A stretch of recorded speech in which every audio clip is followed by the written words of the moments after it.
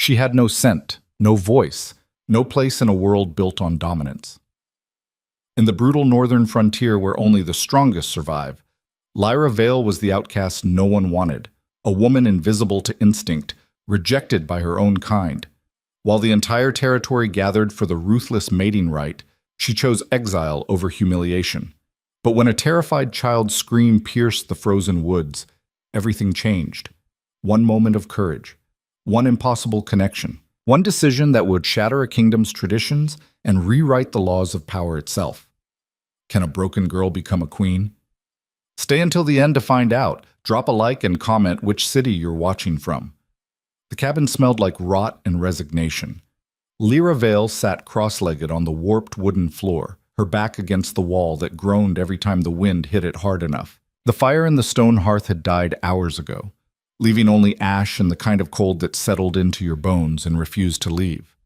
She didn't bother relighting it. What was the point? Heat wouldn't change what she was. Outside, the northern frontier stretched endlessly, a brutal landscape of jagged mountains, dense forests, and rivers that could kill you if you fell in. It was beautiful in the way a knife was beautiful, sharp, merciless, and utterly indifferent to whether you lived or died.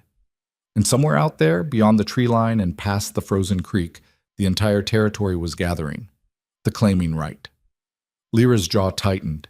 She didn't need to see it to know what was happening. The scent of dominance and desire would be thick in the air, overwhelming, intoxicating. Males would circle the females, posturing and snarling, their instincts driving them to compete, to win, to claim. Females would choose or be chosen, their bodies responding to the pull of power, of strength, of belonging. It was the most sacred tradition in their world, the foundation of their society, the cornerstone of survival. And Lyra had no part in it.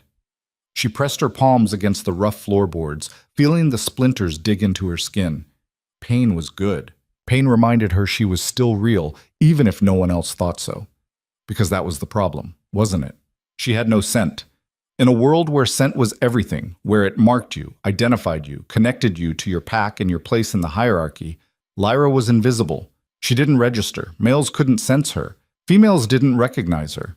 Even children instinctively avoided her, unsettled by something they couldn't name. She was a ghost among her own kind. The elders had tried to explain it when she was younger, back when they still pretended to care. They used words like defect and mutation and anomaly. They said her bloodline must have been corrupted somehow, diluted by something unnatural. They said it kindly at first, the way you'd explain to a child why they couldn't play with the others. But kindness didn't last long when survival was on the line. By the time Lyra turned 16, the whispers had turned to accusations. Some said she was cursed. Others said she was dangerous, that her lack of scent meant she was hiding something, suppressing something, lying about what she really was. A few of the older women claimed she was punishment for some ancient sin, a reminder that the gods didn't forgive weakness. No one wanted her. No one trusted her. And when her mother died, quietly, without ceremony, in the same cabin Lyra now occupied, the pack stopped pretending. They didn't exile her officially. They didn't have to. They just forgot she existed. So she stayed here, alone, hidden in the woods like something shameful. Lyra stood abruptly, her legs stiff from sitting too long. She crossed to the single cracked window and stared out at the darkening forest. The sun was setting, painting the snow in shades of orange and violet. It would have been beautiful if she cared. She didn't. Somewhere in the distance, she heard the first howls rising. The rite had begun. Her chest tightened, but she shoved the feeling down. Envy was useless. Longing was worse. She'd learned that years ago. Lyra turned away from the window and grabbed her worn leather coat from the peg by the door. If she was going to wallow, she might as well do it while gathering firewood. At least then she'd have something to show for the night. She stepped outside, and the cold hit her like a fist. The snow crunched under her boots as she made her way toward the woodpile at the edge of the clearing. The air was sharp and clean, carrying the faint scent of pine and ice. No trace of the rite reached her here. She was too far out, too removed. Good.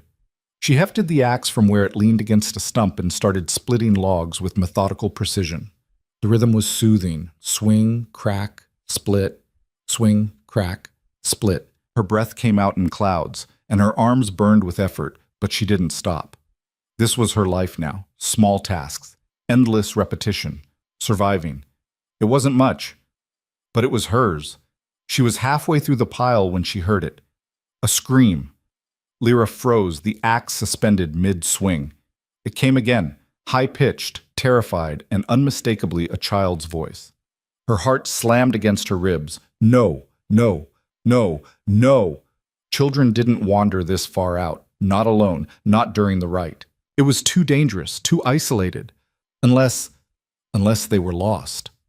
Lyra dropped the axe and ran. She didn't think, didn't hesitate. Her legs carried her toward the sound, her boots sliding on patches of ice as she tore through the trees. Branches whipped at her face, and the cold burned her lungs, but she didn't slow down. Another scream, closer now. She burst into a small clearing just as the child came into view. A boy, maybe 5 or 6 years old, small, trembling, dressed in fine clothes that had no business being in the wilderness. His dark hair was messy, his face streaked with tears, and his eyes, wide and panicked, locked onto hers the moment she appeared.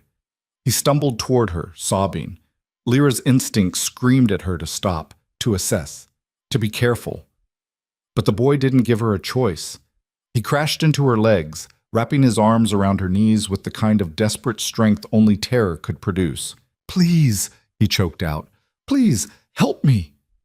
Lyra's hands hovered over his shaking shoulders. She didn't know what to do. She didn't know how to comfort anyone, let alone a child. But he was crying, and he was freezing, and he was alone. Slowly, carefully, she knelt down and placed her hands on his back. The moment she touched him, something changed.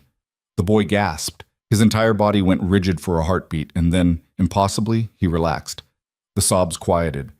The trembling eased. He leaned into her like she was the only solid thing in the world. Lyra stared at him, stunned. What just happened? She could feel it, something beneath his skin, a current of energy that thrummed and pulsed like a second heartbeat. It was wild, chaotic, barely contained. And yet, the moment she touched him, it settled. "Who are you?" she whispered. The boy pulled back just enough to look at her. His eyes were pale, almost silver, and far too old for someone his age.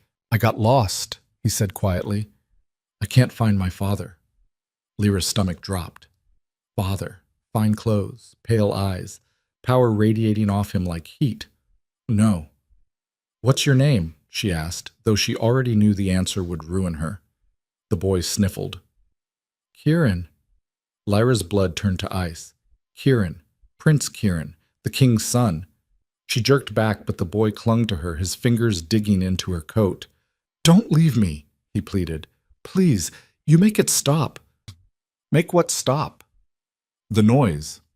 He pressed his hands to his ears. "It's always so loud, but when you're here, it's quiet." Lyra's mind raced. She didn't understand.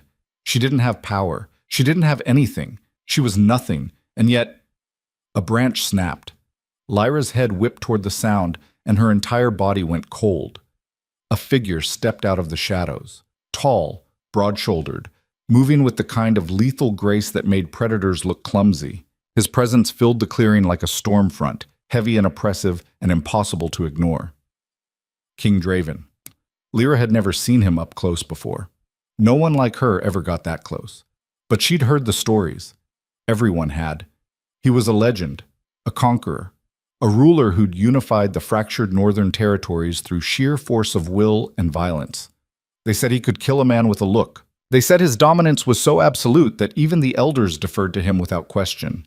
And now he was here. His eyes, dark, sharp, and utterly merciless, locked onto her. Lyra couldn't move, couldn't breathe.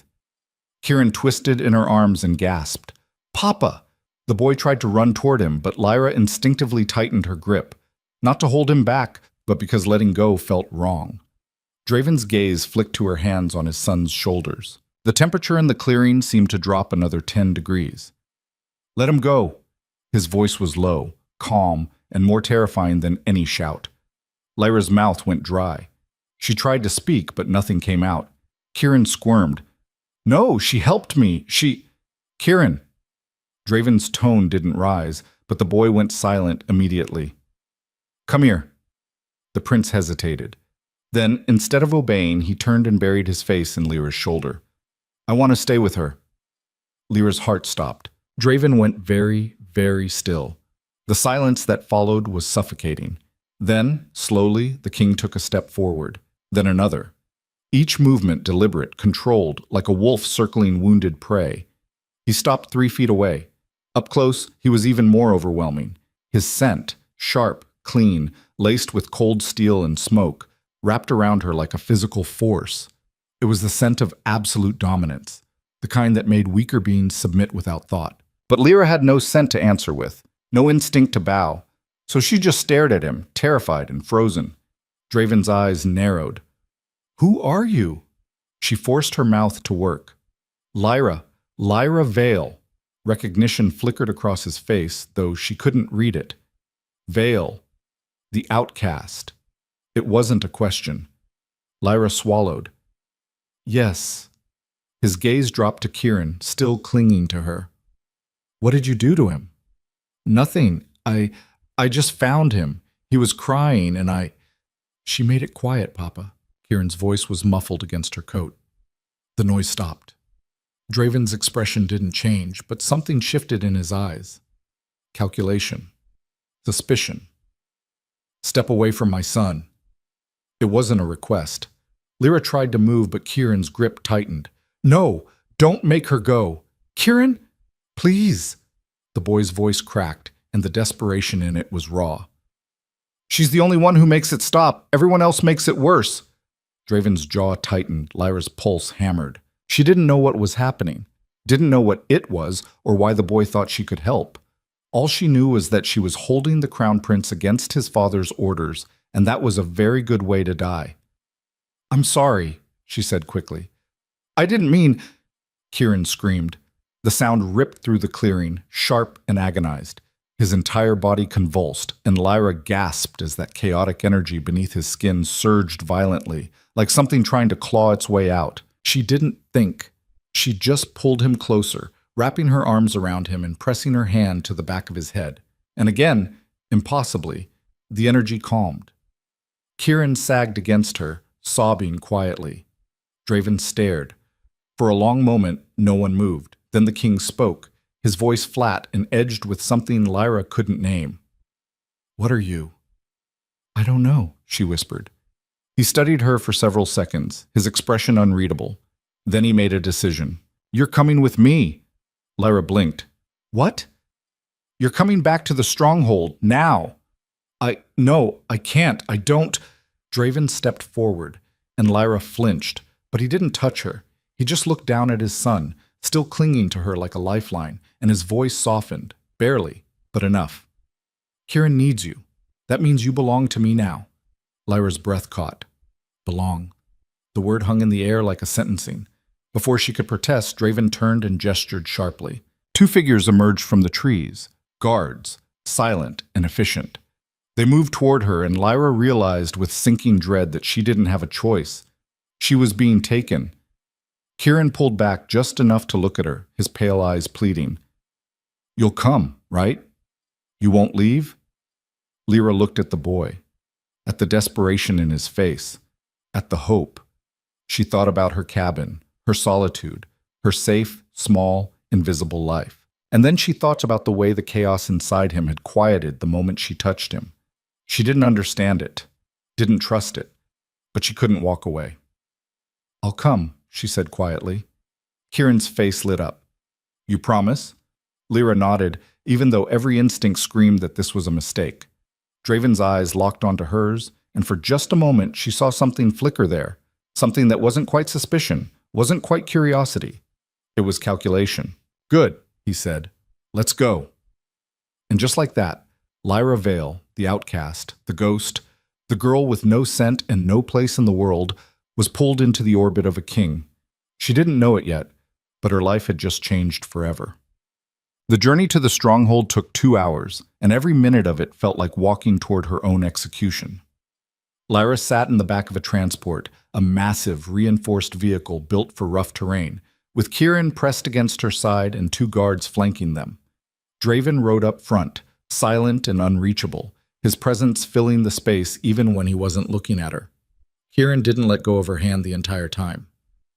"Why do you live alone?" he asked at one point, his voice small. Lyra glanced at him. "Because no one wants me around." "Why not?" She hesitated. How did you explain rejection to a child who'd probably never experienced it? "I'm different," she said finally. "And people don't like different." Kieran frowned. "That's stupid." Despite everything, Lyra almost smiled. "Yeah, it is. I like you." Her chest tightened. "You don't know me. I don't have to. You're nice." He squeezed her hand. "And you make the noise go away."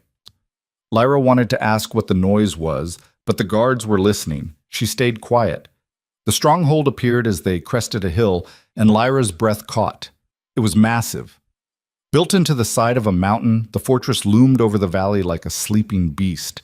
Walls of dark stone, towers that pierced the sky, gates reinforced with iron and magic. It wasn't just a castle. It was a statement. We are untouchable. The gates opened as they approached, and the vehicle rolled through into a courtyard filled with people. Soldiers, servants, advisors. All of them stopped and stared as Draven stepped out. And then they saw Lyra. The whispers started immediately. "Is that the Veil girl? What's she doing here? She has no scent. I can't even... Why would the king bring her?" Lyra wanted to shrink into herself, but Kieran was still holding her hand, and she couldn't move without dragging him along. Draven turned and looked at her. "Come." It wasn't a suggestion. Lyra climbed out of the vehicle, and the whispers grew louder. She kept her eyes down, focusing on Kieran's small hand in hers. They walked through the courtyard, up a flight of stone steps, and into the stronghold itself. Inside, it was warm. Firelight flickered from massive hearths, and the scent of roasted meat and wood smoke filled the air. Tapestries hung from the walls, depicting battles and bloodlines and victories Lyra couldn't name. It was overwhelming. Draven led them through a series of hallways until they reached a large chamber. He pushed the door open and gestured inside. "You'll stay here." Lyra stepped into the room and stopped. It was nice. Too nice. A bed with clean linens, a fireplace, a window overlooking the valley, furniture that didn't creak or wobble. "This is a mistake," she said quietly. "It's not." She turned to face him. "I don't belong here." "You do now." Draven's gaze was hard. "My son needs you. That makes you useful. And useful things are protected. Useful. Not valued, not wanted. Useful." Lyra's throat tightened, but she nodded. Draven crouched down to Kieran's level. "You'll stay with her tonight. Tomorrow, we talk." Kieran beamed. "Okay, Papa." Draven stood and looked at Lyra one last time. "Don't leave this room. Don't speak to anyone, and don't try to run." "Or what?" His smile was cold. "You won't make it past the gates." Then he was gone, the door closing behind him with a heavy thud. Lyra stood there, staring at the wood, her heart pounding. Kieran tugged on her hand. "Are you scared?" "Yes." "Me too," he admitted. "But it's better when you're here." Lyra looked down at him, this small, powerful, broken boy who dragged her into a world she didn't understand. And she realized, with sinking certainty, that there was no going back. Whatever happened next, she was in it now, for better or worse. Lyra woke to sunlight cutting through the window like a blade. For a disorienting moment, she didn't know where she was. The bed was too soft. The room was too warm. The silence was too complete. Then she remembered. The stronghold. The king. Kieran. She sat up quickly, her heart jumping. But the boy was still there, curled up on the other side of the bed, breathing deeply. His face was peaceful in sleep, younger than he'd looked yesterday. Vulnerable. Lyra exhaled slowly and swung her legs over the side of the mattress. Her body ached from tension she hadn't realized she'd been carrying. Every muscle felt coiled tight, ready to run. But there was nowhere to run to. She crossed to the window and looked out over the valley. From this height, she could see the entire territory spread out below. Forests, rivers, settlements scattered like seeds. It was beautiful in a harsh, unforgiving way. The kind of beauty that didn't care if you appreciated it or not. A knock at the door made her jump. She turned just as it opened, and a woman stepped inside. She was older, maybe 50, with graying hair pulled back in a severe knot and eyes that missed nothing. Her clothes were simple, but well made, and she moved with the efficiency of someone who'd spent a lifetime managing chaos. "You're awake," the woman said. It wasn't a question. Lyra nodded, unsure what else to do. The woman's gaze flicked to Kieran, still asleep, then back to Lyra. "I'm Marin, head of the household staff. The king sent me to make sure you're settled." "I'm fine." Marin's eyebrow arched. "You slept in your clothes." Lyra glanced down. She was still wearing yesterday's coat and boots, dirt-streaked and wrinkled. "I didn't know if I was allowed to—" "You're not a prisoner." Marin's tone was brisk. "You're a guest. Act like it." Guest. The word felt wrong. Guests were invited. Lyra had been taken. But she didn't argue. Marin moved to a chest near the wall and pulled out fresh clothes, a simple tunic and trousers, sturdy and practical. She set them on the bed. "Clean up. Change. Breakfast is in an hour. The king wants to see you after." Lyra's stomach twisted. "Why?" "Because you're the reason his son slept through the night for the first time in months." Marin's expression softened, just barely. "That makes you either a miracle or a threat. He needs to figure out which." Before Lyra could respond, Marin turned and left, the door clicking shut behind her. Lyra stared at the clothes, her mind racing. Miracle or threat? She was neither. She was just nothing. A defect. A mistake. Wasn't she? Behind her, Kieran stirred. "Lyra?" She turned. The boy was sitting up, rubbing his eyes, his hair sticking up in every direction.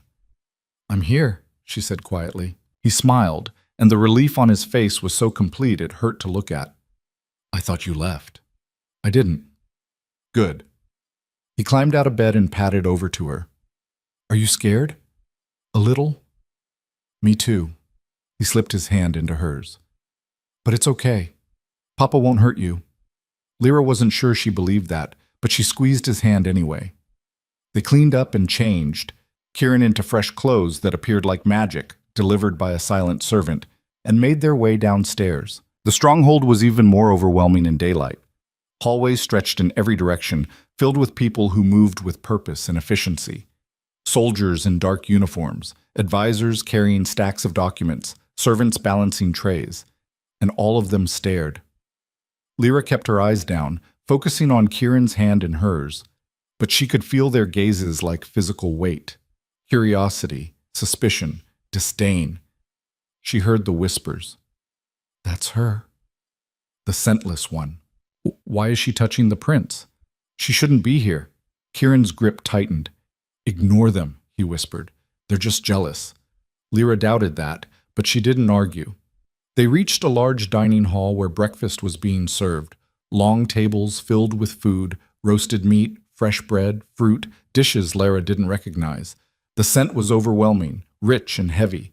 A few people were already seated, eating in quiet conversation. When Lyra and Kieran entered, the conversation stopped. Marin appeared from somewhere and gestured to a smaller table near the hearth. "Sit, eat." Lyra obeyed, too aware of the eyes on her.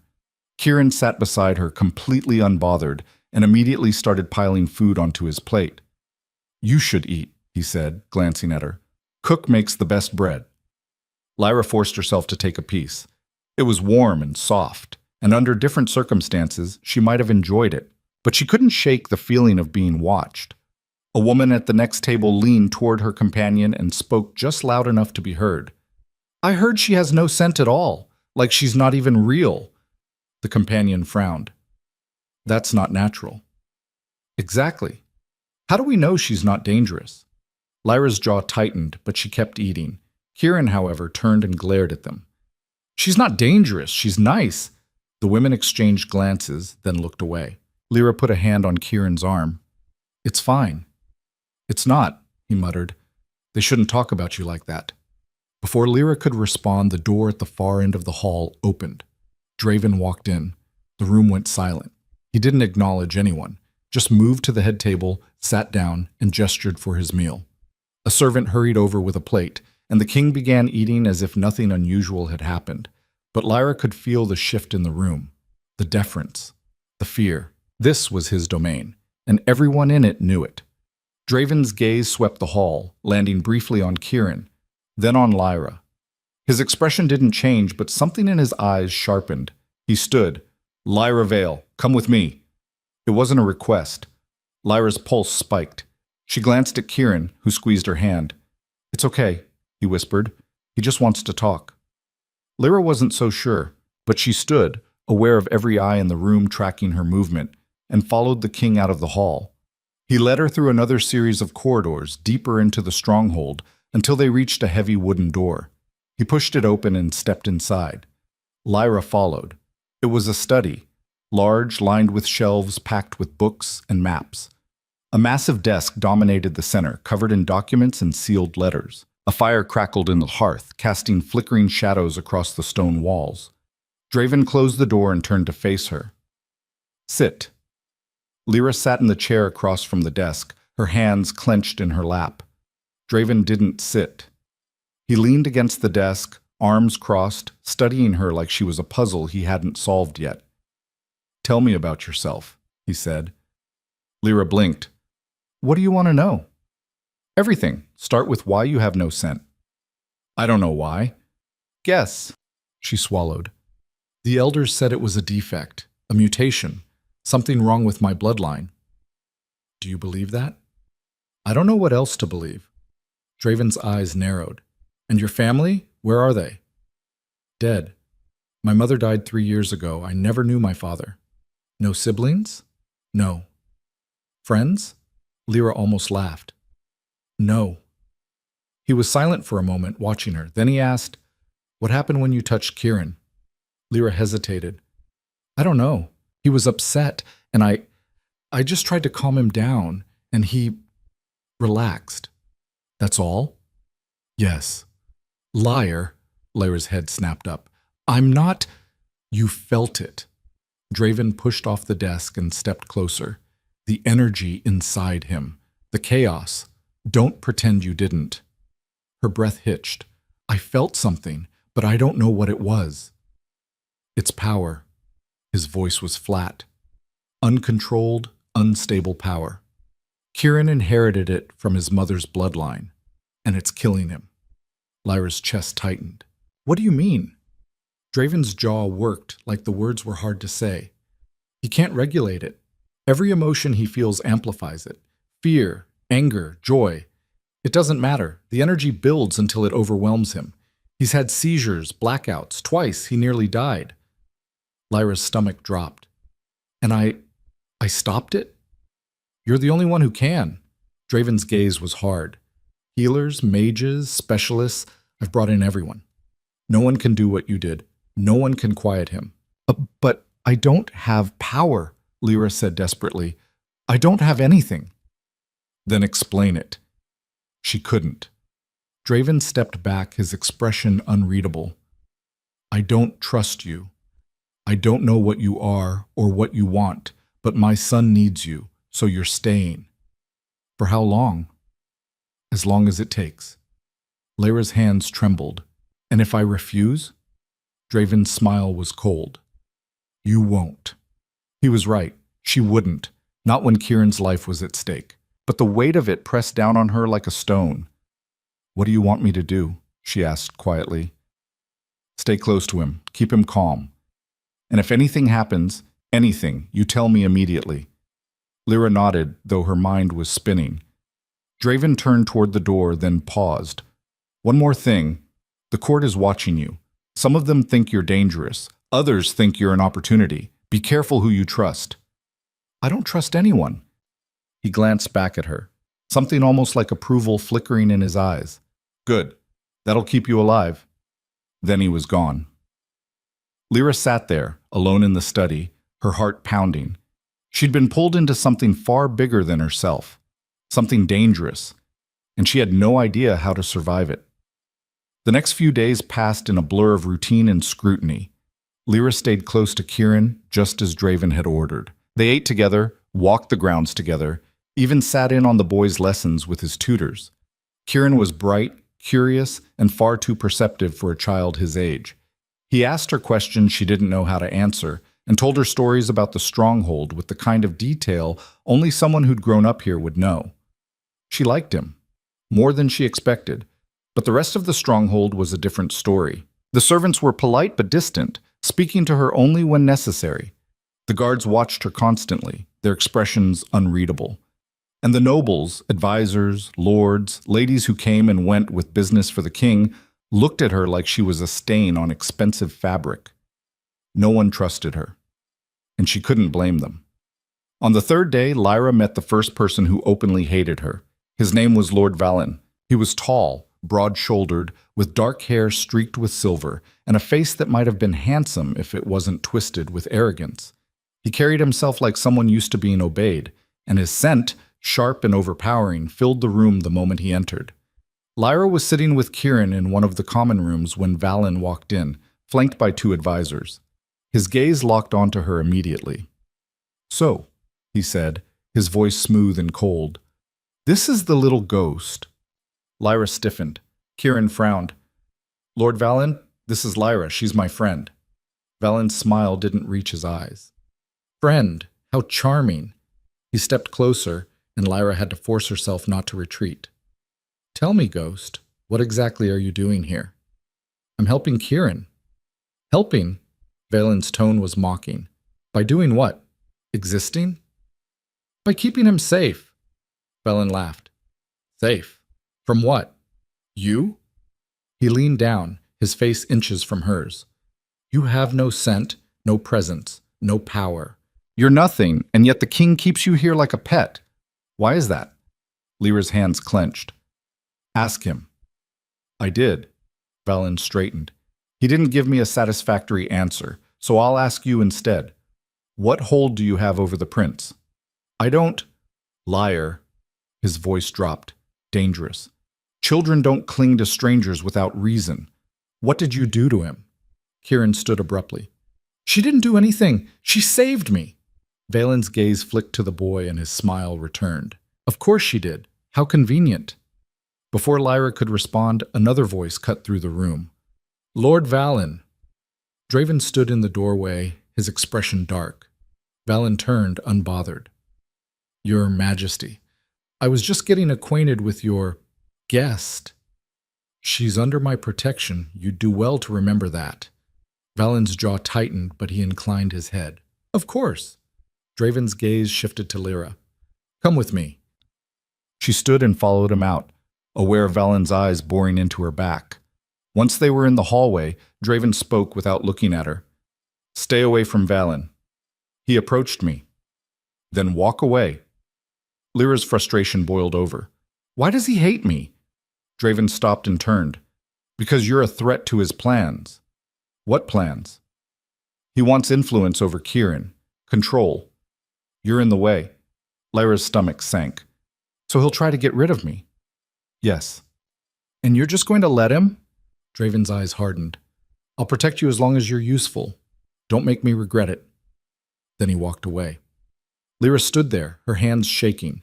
She was trapped, caught between a king who saw her as a tool and a lord who saw her as an obstacle, and somewhere in the middle was a boy who trusted her completely. That night, Lyra couldn't sleep.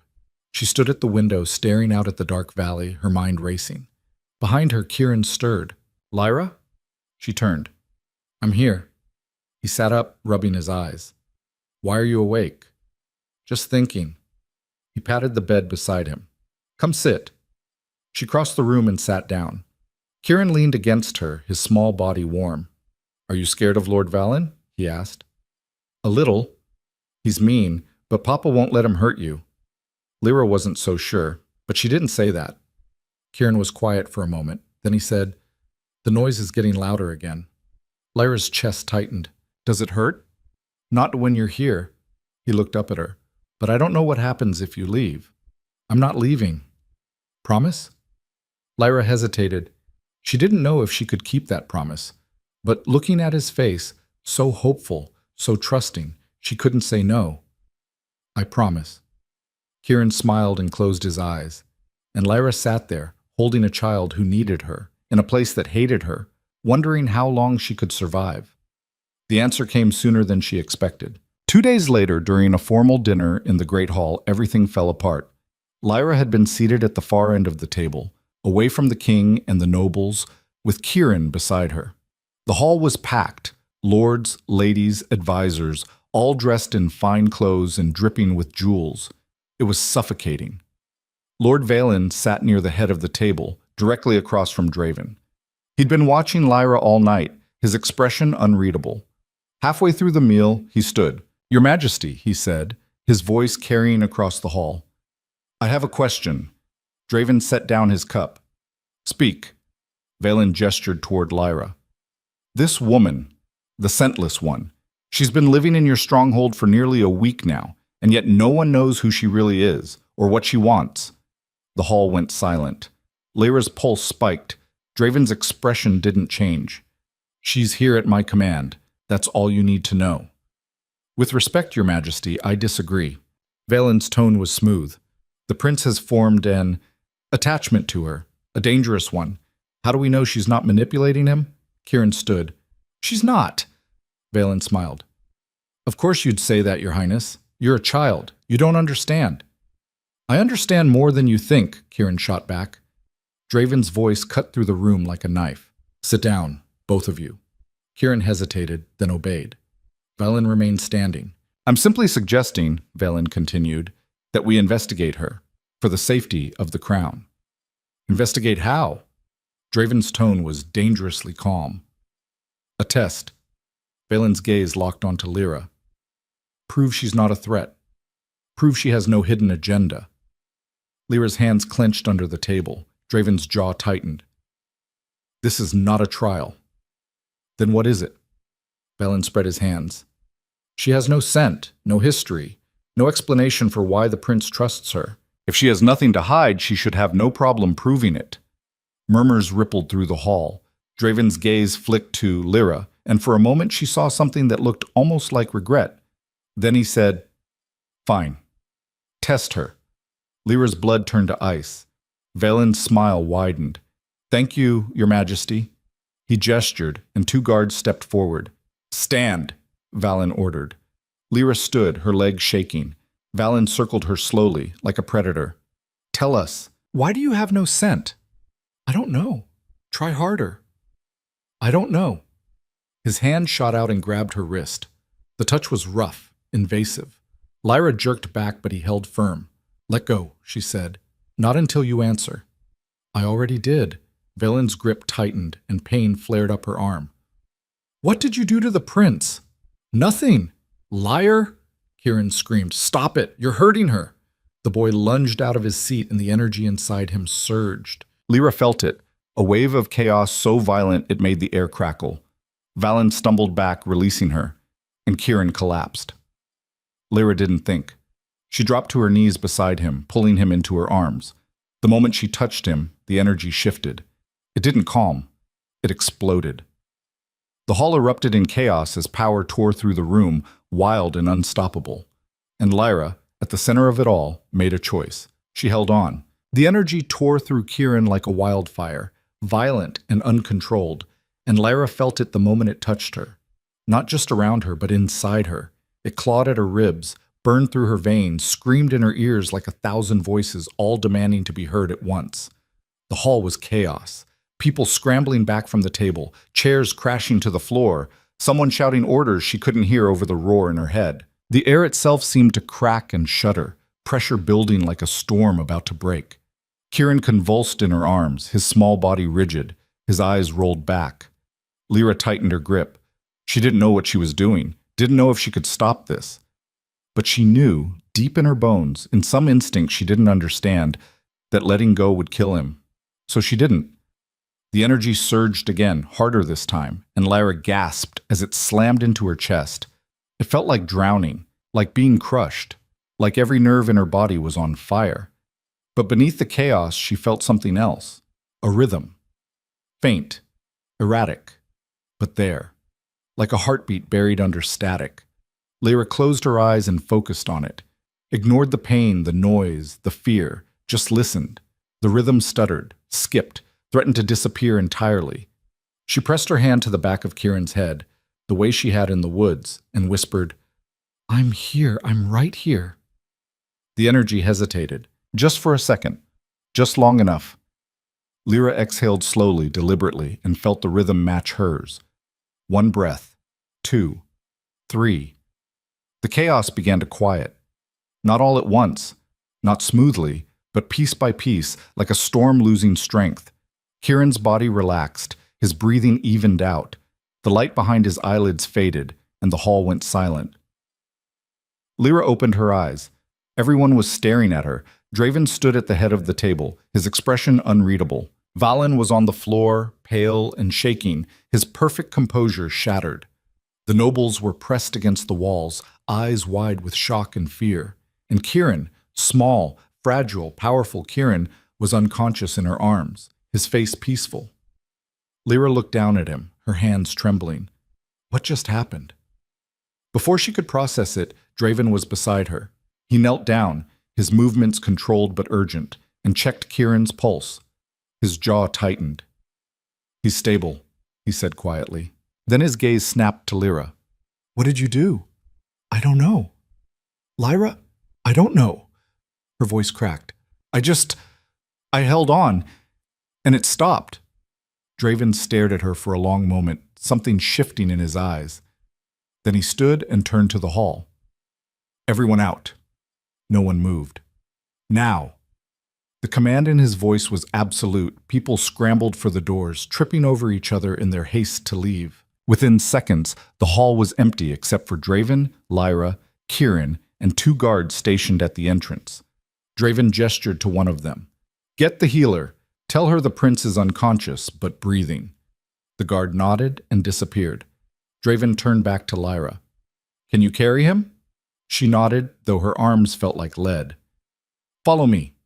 He led her out of the hall and through the corridors, moving quickly but not running. Lyra cradled Kieran against her chest, hyper-aware of every breath he took, every slight shift in his weight.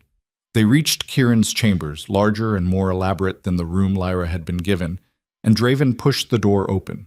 Inside, a massive bed dominated the space, surrounded by shelves filled with books and toys and strange mechanical objects. Put him down, Draven said. Lyra laid Kieran gently on the bed. The boy didn't stir. She stepped back, her hands still shaking, and wrapped her arms around herself. Draven stood at the bedside, staring down at his son. His expression was hard, but Lyra saw the tension in his shoulders, the way his hands clenched and unclenched at his sides. He was afraid. How long has it been this bad? Lyra asked quietly. Draven didn't look at her. Months. It started small, bursts of energy when he was upset, but it got worse, stronger. The healer said he'd either learn to control it or... He stopped. Or it would kill him, Lyra finished. Yes. The silence that followed was heavy. Then Draven said, You're the first person who's been able to stop it. I didn't stop it. I just calmed it down. That's more than anyone else has done. He finally looked at her, and his gaze was sharp. What did it feel like? Lyra hesitated. How did she explain something she didn't understand herself? It felt like chaos, she said slowly. Like everything was happening at once, and none of it made sense. But underneath there was a pattern, a rhythm. I matched it. Draven frowned. You matched it. I know how it sounds. It sounds impossible. So does a child with that much power. He didn't argue. The door opened and a woman hurried in, short, round, with sharp eyes and hands that moved with practiced efficiency. The healer. She went straight to Kieran, checking his pulse, his temperature, his breathing. After a moment, she exhaled. He's stable. Whatever happened, it didn't damage him. She glanced at Lyra. You did this? Lyra nodded. The healer's expression was unreadable. Interesting. She turned to Draven. He needs rest, and so does she by the look of it. Draven's gaze flicked to Lyra, and she realized how exhausted she must look. Her hands were still trembling, her legs unsteady. Go back to your room, he said. I'll send for you tomorrow. Lyra wanted to argue, to stay with Kieran, but she could barely stand. She nodded and left. The walk back to her chambers felt endless. Every step was an effort, every breath shallow. By the time she reached her door, she was dizzy. She stumbled inside, closed the door, and collapsed onto the bed. Her mind spun with questions she couldn't answer. What had happened in that hall? How had she stopped the energy? And why could she do something no one else could? She was nothing, a defect, a ghost, wasn't she? Sleep took her before she could figure it out.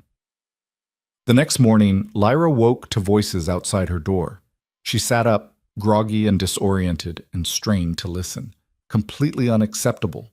The king made his decision. "She's dangerous! You saw what happened!" Lyra's stomach sank. She recognized that voice. Valen. She crossed to the door and pressed her ear against the wood. "She nearly killed the prince," Valen was saying, his tone sharp. "If that's not proof she's a threat, I don't know what is." "She saved him." That was Marin, her voice firm. The boy would have torn himself apart if she hadn't intervened. Or she caused it in the first place. "That's absurd." "Is it?" Valen's voice dropped, dangerous. "We know nothing about her. No history, no scent, no explanation for her abilities. For all we know, she's been manipulating the prince from the start." "Lord Valen, with all due respect, you're letting your personal feelings cloud your judgment." "My personal feelings?" Valen's laugh was cold. "I'm thinking about the future of this kingdom. That woman is a liability, and if the king won't remove her, someone else will." Silence. Then Marin said quietly, "Is that a threat?" "It's a promise." Footsteps. Moving away. Lyra stepped back from the door, her heart pounding. Someone else will. She didn't need to guess who. A knock made her jump. "Lyra?" Marin's voice. "Are you awake?" Lyra opened the door. Marin stood there, her expression grim. "You heard," she said. It wasn't a question. Lyra nodded. Marin sighed. "Valen's been stirring up trouble since last night. Half the court thinks you're a miracle. The other half thinks you're a curse. What do you think?" Marin studied her for a moment. "I think you're a scared girl who's trying to survive. But that won't matter if Valen gets his way." "What does he want?" "Power, influence, control over the throne." Marin's gaze hardened. "And you're in his way." Lyra's hands clenched. "So what do I do?" "Stay close to the king. Don't go anywhere alone. And for the love of everything, don't trust anyone." "I don't." "Good." Marin handed her a folded piece of paper. "This came for you, from the king." Lyra unfolded it. The handwriting was sharp and precise. "Meet me in the training yard. 1 hour. No explanation. No pleasantries." Lyra looked up. "What does he want?" "No idea, but you'd better not keep him waiting." Marin left, and Lyra stared at the note. What now? An hour later, Lyra stood at the edge of the training yard, watching Draven spar with one of his soldiers. It was brutal. The soldier was good, fast, strong, clearly experienced. But Draven was better. He moved with a precision that was almost inhuman, every strike calculated, every block effortless. Within minutes, the soldier was on the ground, disarmed and breathing hard. Draven stepped back and gestured for the man to get up. Again! The soldier obeyed and the fight resumed. Lyra watched, unsure why she was here. After the third round, Draven called a halt. The soldier bowed and retreated, leaving Draven alone in the yard. He turned to Lyra. "Come here." She hesitated, then walked over. He was sweating, his shirt clinging to his chest, his breathing slightly elevated. But his eyes were sharp, focused.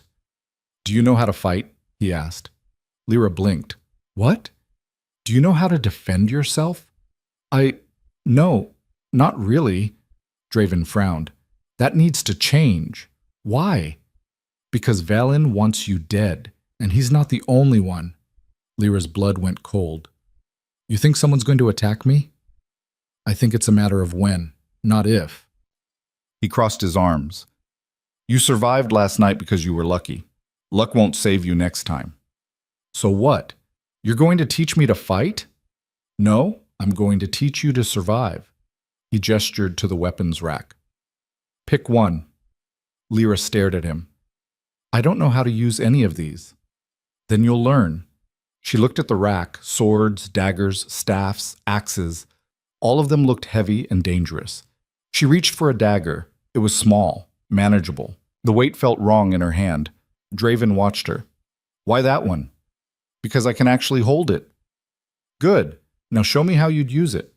Lyra lifted the blade awkwardly. I don't know. Pretend I'm attacking you. What do you do?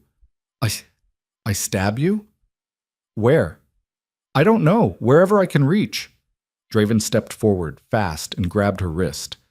The dagger clattered to the ground. Dead, he said flatly. You hesitated. You panicked. You had no plan. Lyra jerked her arm free, frustration bubbling up. I told you, I don't know how to do this. Then learn. He picked up the dagger and handed it back to her. Again. They went through it over and over. Draven attacking, Lyra trying to defend. Every time she failed. Every time he pointed out what she did wrong. You're thinking too much, he said, after she fumbled the blade for the 5th time. Stop trying to plan. Just react. That's easy for you to say. It's the only way you'll survive. He circled her slowly. Someone comes at you in the dark. You don't have time to think. You move. You strike. You hurt them before they hurt you. Lyra's grip tightened on the dagger. I'm not a killer. You will be if you want to live. The words hung in the air, heavy and cold. Draven moved again, faster this time, and Lyra swung without thinking. The blade missed his throat by inches. He caught her wrist and twisted, forcing her to drop the weapon. But he was smiling. Better. You didn't hesitate that time. Lyra's heart was hammering. I could have killed you. No, you couldn't. But you tried. That's what matters. He released her and stepped back. Do that every time someone comes at you, and you might survive. By the end of 2 hours, Lyra was exhausted, bruised, and furious. But she'd managed to land a hit, just one, a glancing strike to Draven's shoulder, and the look of approval in his eyes made something in her chest tighten. Enough for today, he said. We'll continue tomorrow. Lyra nodded, too tired to argue. As she turned to leave, Draven called after her. Lyra. She looked back. Don't trust anyone. Not Marin, not the guards, not even Kieran's tutors. His expression was hard. The only person you can trust is yourself. What about you? He smiled, but it didn't reach his eyes. Especially not me. Then he walked away, leaving Lyra alone in the training yard with 1,000 questions and no answers. That afternoon, Lyra was summoned to Kieran's chambers.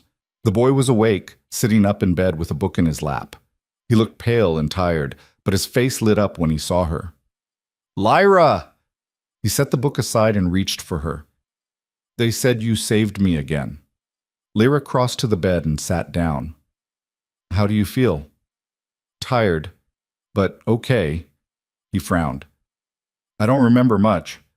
Just Lord Valen being mean, and then nothing. You lost control, Lyra said gently, but you're safe now. Kieran's expression fell. I scared everyone again, didn't I? You scared me, Lyra admitted, but I'm not going anywhere. He grabbed her hand. Promise? I promise. He smiled, but it faded quickly. Lyra, why do people hate me? The question caught her off guard. They don't hate you. Yes, they do. I hear them talking. They say I'm dangerous. They say I'm going to destroy everything. His voice cracked. Maybe they're right. Lyra's chest tightened. Kieran, listen to me. You're not dangerous. You're powerful. There's a difference. It doesn't feel different. I know, but it is. She squeezed his hand. And you're learning to control it. That takes time. What if I never learn? You will. How do you know? Because I'm going to help you. Kieran looked at her, his pale eyes searching. Why? Why do you care? The question was so simple, so honest, that Lyra didn't know how to answer. Why did she care? She barely knew this boy. She'd been pulled into his life against her will, forced to stay in a place that hated her, threatened by people who wanted her dead. But when she looked at Kieran, small, scared, trying so hard to be brave, she saw herself. Because no one helped me when I needed it, she said quietly, and I won't let that happen to you. Kieran's eyes filled with tears, but he didn't cry. He just leaned against her, and Lyra wrapped her arm around him. They sat like that for a long time, quiet and still. Then the door opened. Draven walked in, followed by 2 guards and a man Lyra didn't recognize. He was tall, thin, with silver hair and sharp features. He wore dark robes embroidered with symbols Lyra couldn't read. "Kieran," Draven said, "this is Master Corvin. He's here to assess your progress." Kieran stiffened. "I don't want to be assessed. It's not optional." Corvin stepped forward, his gaze sweeping over Kieran with clinical detachment. "Your Highness, I've heard much about your condition." "It's not a condition," Kieran muttered. "Of course." Corvin's smile was thin. "May I?" He reached toward Kieran, and the boy flinched. Lyra moved instinctively, placing herself between them. "Don't touch him." Corvin raised an eyebrow. "And you are?" "None of your concern." "Lyra," Draven's voice was hard. "Step aside." "No." The room went silent. Draven's expression darkened. "That wasn't a request." "I don't care." Lyra held her ground. "He doesn't want to be touched, so don't touch him." Corvin looked at Draven. "Your Majesty, if I may, give us a moment." Draven's tone left no room for argument. Corvin bowed and left, the guards following. Once they were alone, Draven turned to Lyra. "What do you think you're doing?" "Protecting him." "From a healer?" "From someone who sees him as a problem to be solved instead of a person." Draven's jaw tightened. "Corvin is one of the best in the territory. He can help Kieran." "By doing what? Poking and prodding him like he's some kind of experiment?" "By figuring out how to control the energy before it kills him." "I can do that." "Can you?" Draven stepped closer, his voice dropping. "You don't know what you're doing. You don't know how your ability works or why it works. You're guessing. And if you guess wrong, my son dies." Lyra's hands clenched. "I'm the only one who's been able to help him so far." "That doesn't mean you're the only one who can." "It doesn't mean I'm not." They stared at each other, tension crackling in the air. Finally, Draven said, "You're staying with him. In these chambers. I don't want you out of his sight." "Why?" "Because Valen's planning something, and I'd rather have you where I can protect you both." Lyra's stomach twisted. "What kind of something?" "I don't know yet. But when I find out, I'll deal with it." He turned toward the door. "Stay here. Don't open the door for anyone but me or Marin." "And Corvin?" "He'll wait." Then he was gone. Lyra exhaled shakily and turned back to Kieran. The boy was watching her with wide eyes. "You stood up to Papa." "Yeah." "No one does that." "Well, I did." Kieran smiled. "You're braver than you think." Lyra didn't feel brave. She felt terrified. But she didn't say that. That night, Lyra couldn't sleep. She sat by the fire in Kieran's chambers, staring at the flames, her mind racing. Everything was spiraling out of control. The court hated her. Valen wanted her dead. Draven was using her. And Kieran, sweet, broken Kieran, was caught in the middle of it all. She didn't belong here. But she couldn't leave. A soft sound made her turn. Kieran was sitting up in bed, watching her. "Can't sleep?" she asked. He shook his head. "The noise is back." Lyra crossed to the bed and sat down. "What does it sound like?" "Like everything. All at once. Voices and wind and thunder and—" He pressed his hands to his ears. "It won't stop." Lyra took his hands gently and pulled them away. "Look at me." He did. "Breathe with me. In, out, slow." They breathed together, and gradually Kieran's shoulders relaxed. "Better?" Lyra asked. "A little." He looked at her. "Why does it stop when you're here?" "I don't know." "Do you think it's because you don't have a scent?" Lyra blinked. "What?" "Everyone else, they have scents, strong ones, and they make the noise louder, but you don't have one. So maybe that's why it's quiet." Lyra stared at him, her mind spinning. Could that be it? Was her lack of scent somehow dampening the energy? It didn't make sense. But then again, none of this made sense. "Maybe," she said quietly. Kieran yawned.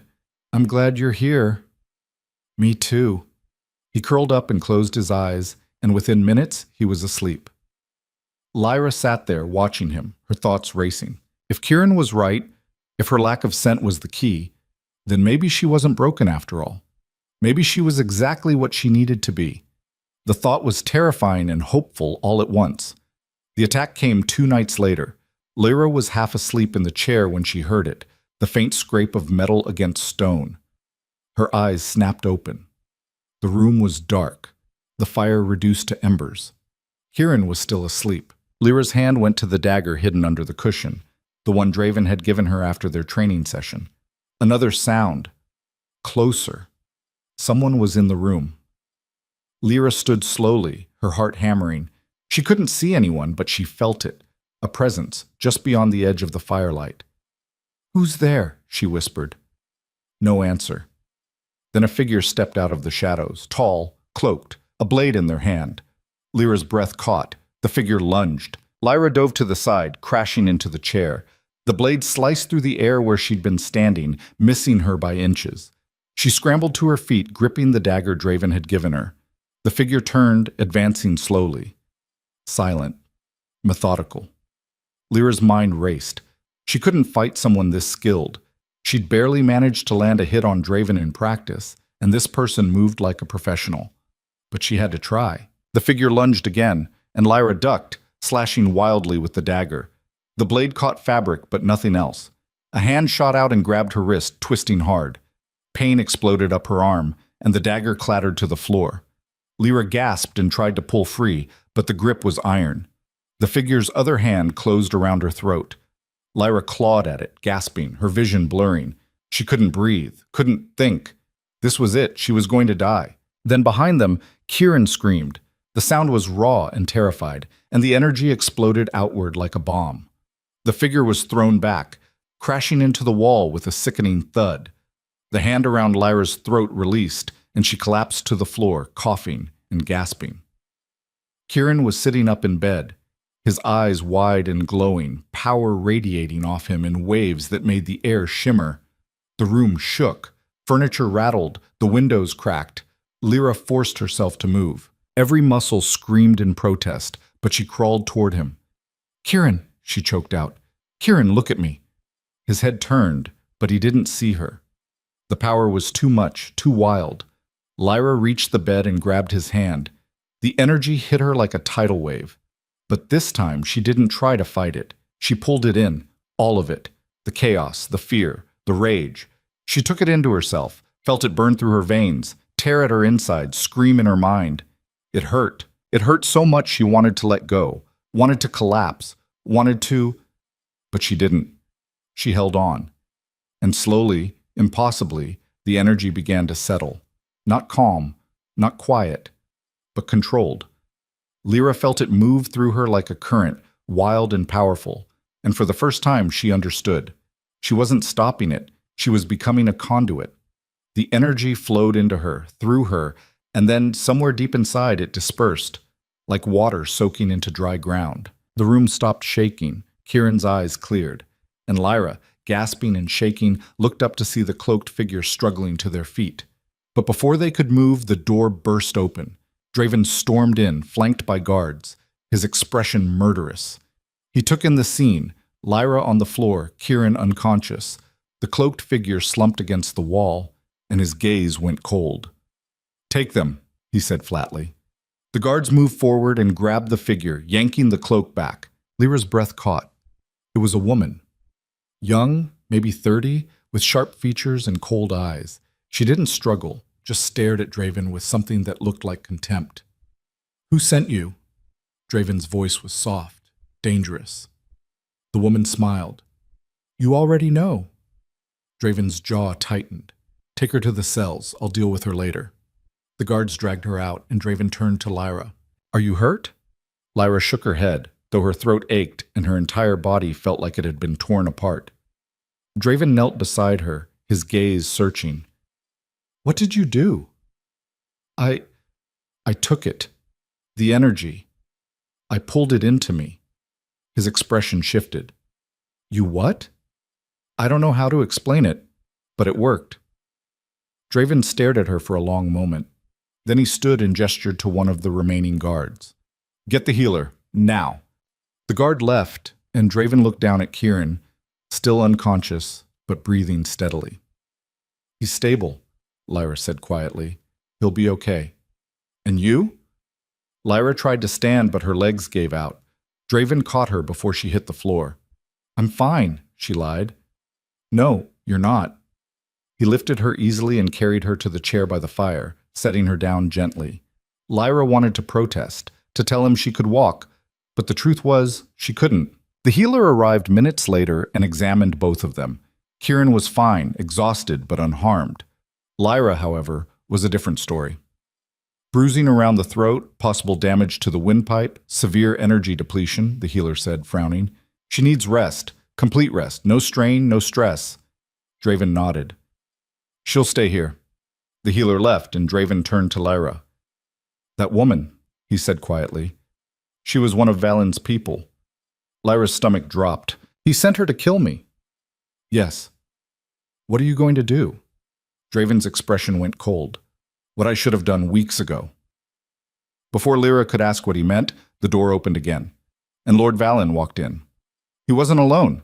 Behind him were a dozen nobles, all dressed in fine clothes, all wearing expressions of righteous anger. Valen's gaze swept the room, landing on Lyra with something that looked like triumph. "Your Majesty," he said smoothly, "I'm glad we arrived in time." Draven's voice was flat. "In time for what?" Valen gestured to Lyra. "To witness this woman's true nature." "Explain." "She's not saving the prince, Your Majesty." Valen's smile was cold. "She's stealing his power." The room went silent. Lyra's blood turned to ice. Valen continued, his voice carrying across the chamber. "We all saw it tonight.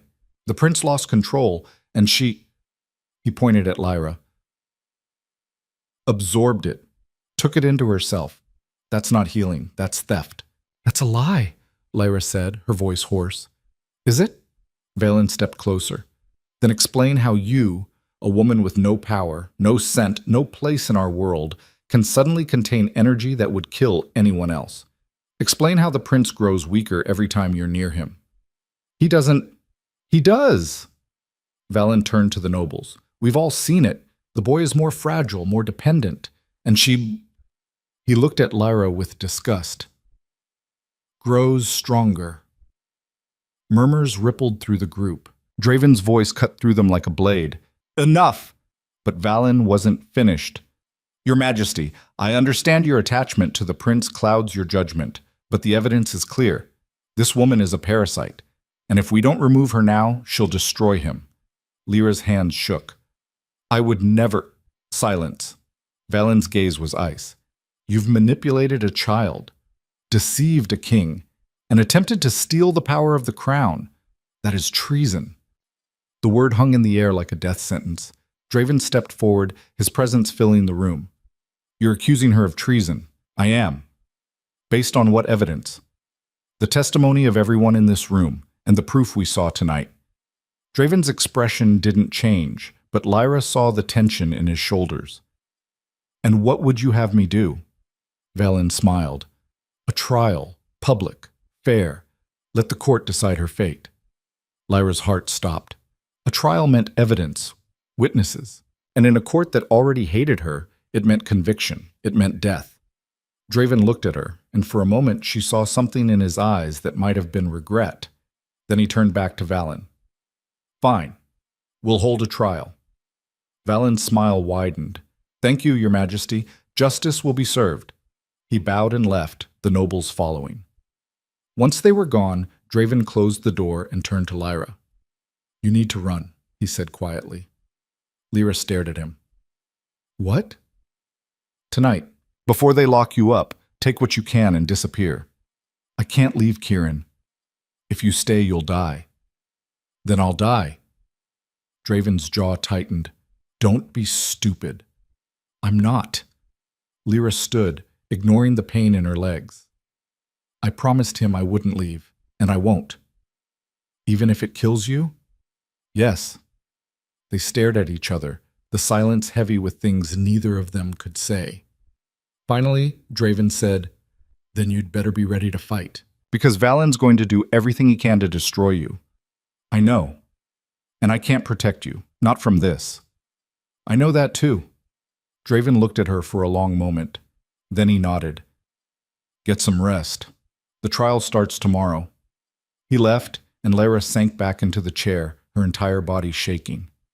Tomorrow. One day to prepare. One day to figure out how to survive.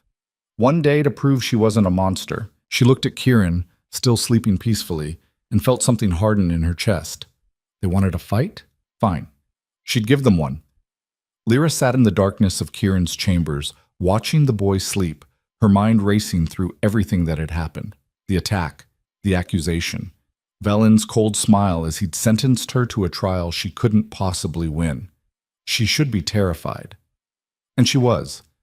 But beneath the fear, something else was building, something harder, angrier. She'd spent her entire life being told she was nothing, a defect, a mistake, something to be hidden away and forgotten. But she'd saved Kieran, twice. She'd absorbed energy that should have killed her. She'd survived in a world that wanted her dead. That wasn't nothing. The door opened quietly, and Maren slipped inside carrying a tray of food. You should eat, she said, setting it down on the table. Lyra didn't move. I'm not hungry. You need your strength. For what? To stand trial in front of people who've already decided I'm guilty? Maren's expression softened. The trial's not just about guilt. It's about proof. And if you can prove Valen's lying, how? Lyra stood, her frustration boiling over. He's got witnesses. He's got the entire court believing I'm some kind of parasite. What do I have? The truth. The truth doesn't matter. Not here. Maren was quiet for a moment. Then she said, The king believes you. Lyra laughed bitterly. The king thinks I'm useful. That's not the same thing. No, but it means he'll fight for you. If you give him something to fight with. Lyra sank back into the chair, exhaustion pulling at her. Like what? Proof that you're not stealing Kieran's power. Proof that you're helping him. Maren leaned forward. The healer examined you both tonight. She found something. Lyra's head snapped up. What? The energy you absorbed. It didn't stay in you. It dispersed, harmlessly, like your body filtered it somehow. Maren's eyes were sharp. That's not theft. That's protection. Lyra's breath caught. Does Draven know? He will. The healer's writing her report now. Maren stood. But you need to survive until morning, which means you need to eat and rest. Save your fight for the trial. She left before Lyra could respond. Lyra stared at the food, her mind spinning. The energy dispersed. She wasn't stealing it. She was absorbing it, filtering it, making it safe. That changed everything. If she could prove it, if she could show the court what was really happening, maybe, just maybe, she had a chance. She picked up the bread and forced herself to eat. Her throat still ached from where the assassin had grabbed her, and swallowing hurt, but she pushed through it. Maren was right. She needed strength. After she finished eating, Lyra moved to the window and stared out at the dark stronghold. Lights flickered in various towers and buildings. Somewhere out there, Valen was planning her destruction. Somewhere out there, people were preparing to watch her fail. But somewhere out there were also people who'd spoken up for her in that hall. People who'd seen what she could do and recognized it for what it was. Not everyone hated her. Not everyone wanted her dead. That had to count for something. Behind her, Kieran stirred in his sleep, mumbling something she couldn't make out. Lyra crossed to the bed and adjusted his blanket, tucking it around his small shoulders. His face was peaceful now, free of the tension that usually tightened his features. This was why she was fighting, not for herself, not for acceptance or respect. For him. Because no child should have to carry the kind of burden Kieran carried alone. Lyra settled back into the chair by the fire and closed her eyes. Sleep was impossible, but she could rest. She could prepare. Tomorrow, she would face the court, and she would win. Morning came too fast. Lyra woke to Kieran shaking her shoulder, his face pale with worry. They're here, he whispered. The guards. They're taking you to the trial. Lyra sat up, her heart pounding. Already? The door opened, and 2 guards stepped inside. Their expressions were neutral, but their hands rested on their weapons. Lyra Vale, one of them said, you're summoned to the Great Hall, now. Lyra stood, her legs unsteady. Kieran grabbed her hand. "Don't go," he said, his voice breaking. "Please. They'll hurt you. I have to." Lyra knelt down to his level. "But I'll come back, I promise." "You promised last time, too." "And I kept it, didn't I?" She squeezed his hand. "Trust me." Kieran's eyes filled with tears, but he nodded. Lyra stood and followed the guards out. The walk through the stronghold felt like a march to execution. Servants stopped to stare. Nobles whispered behind their hands. Soldiers watched with expressions that ranged from pity to contempt. By the time they reached the great hall, Lyra's hands were shaking. The doors opened, and she stepped inside. The hall was packed. Every noble, every advisor, every person of influence in the territory was there, seated in rows like spectators at a gladiator fight. The morning light streamed through the high windows, illuminating the space with harsh clarity. At the far end, Draven sat on his throne, his expression unreadable. Beside him stood Valen, looking smug and satisfied. And in the center of the room, surrounded by empty space, was a single chair. For her. The guards led her to it and stepped back. Lyra sat down, her pulse hammering in her ears. She scanned the crowd, looking for friendly faces. Marin stood near the back, her expression grim but supportive. A few of the servants she'd come to recognize over the weeks gave her small nods. But most of the crowd looked at her with suspicion or open hostility. Valen stepped forward, addressing the crowd with the practiced ease of someone who'd given many speeches. "We are gathered here to determine the fate of Lyra Vale," he said, his voice carrying across the hall with perfect clarity. "A woman accused of manipulating the crown prince, stealing his power, and committing treason against the throne." Murmurs rippled through the crowd. Valen continued, pacing slowly before the assembled nobles. "The evidence is clear. This woman has no scent, no history, no place in our society. She is an anomaly, an outsider, and yet, through unknown means, she has gained influence over the prince, an influence that grows stronger while the boy grows weaker." "That's a lie," Lyra said, her voice steady despite the fear coursing through her. Valen turned to her, his smile cold. "Is it? Then explain to this court how you, a powerless outcast, can contain energy that would destroy anyone else. Explain how the prince depends on you more each day. Explain why, before you arrived, he had episodes weekly, and now he has them only when you're present." "That's not true. The episodes happen less now, not more." "According to whom? You?" Valen's laugh was mocking. "Forgive us if we don't take the word of someone with every reason to lie." Lyra's hands clenched in her lap. "I have no reason to lie. I've done nothing wrong." "Haven't you?" Valen turned back to the crowd. "Let's examine the facts. This woman appears out of nowhere. She has an ability no one can explain. She attaches herself to the most powerful child in the kingdom, and every time she helps him, she absorbs his energy into herself." He paused, letting the words sink in. "Now she claims this energy disperses harmlessly. But where's the proof? How do we know she's not storing it? Building her own power while draining his?" Valen's voice rose. "How do we know she's not planning to use that stolen power against us?" The murmurs grew louder. Lyra could see nobles nodding, their expressions hardening. "I'm not," she started, but Valen cut her off. "You've had your chance to explain, and you've offered nothing but denials and empty promises."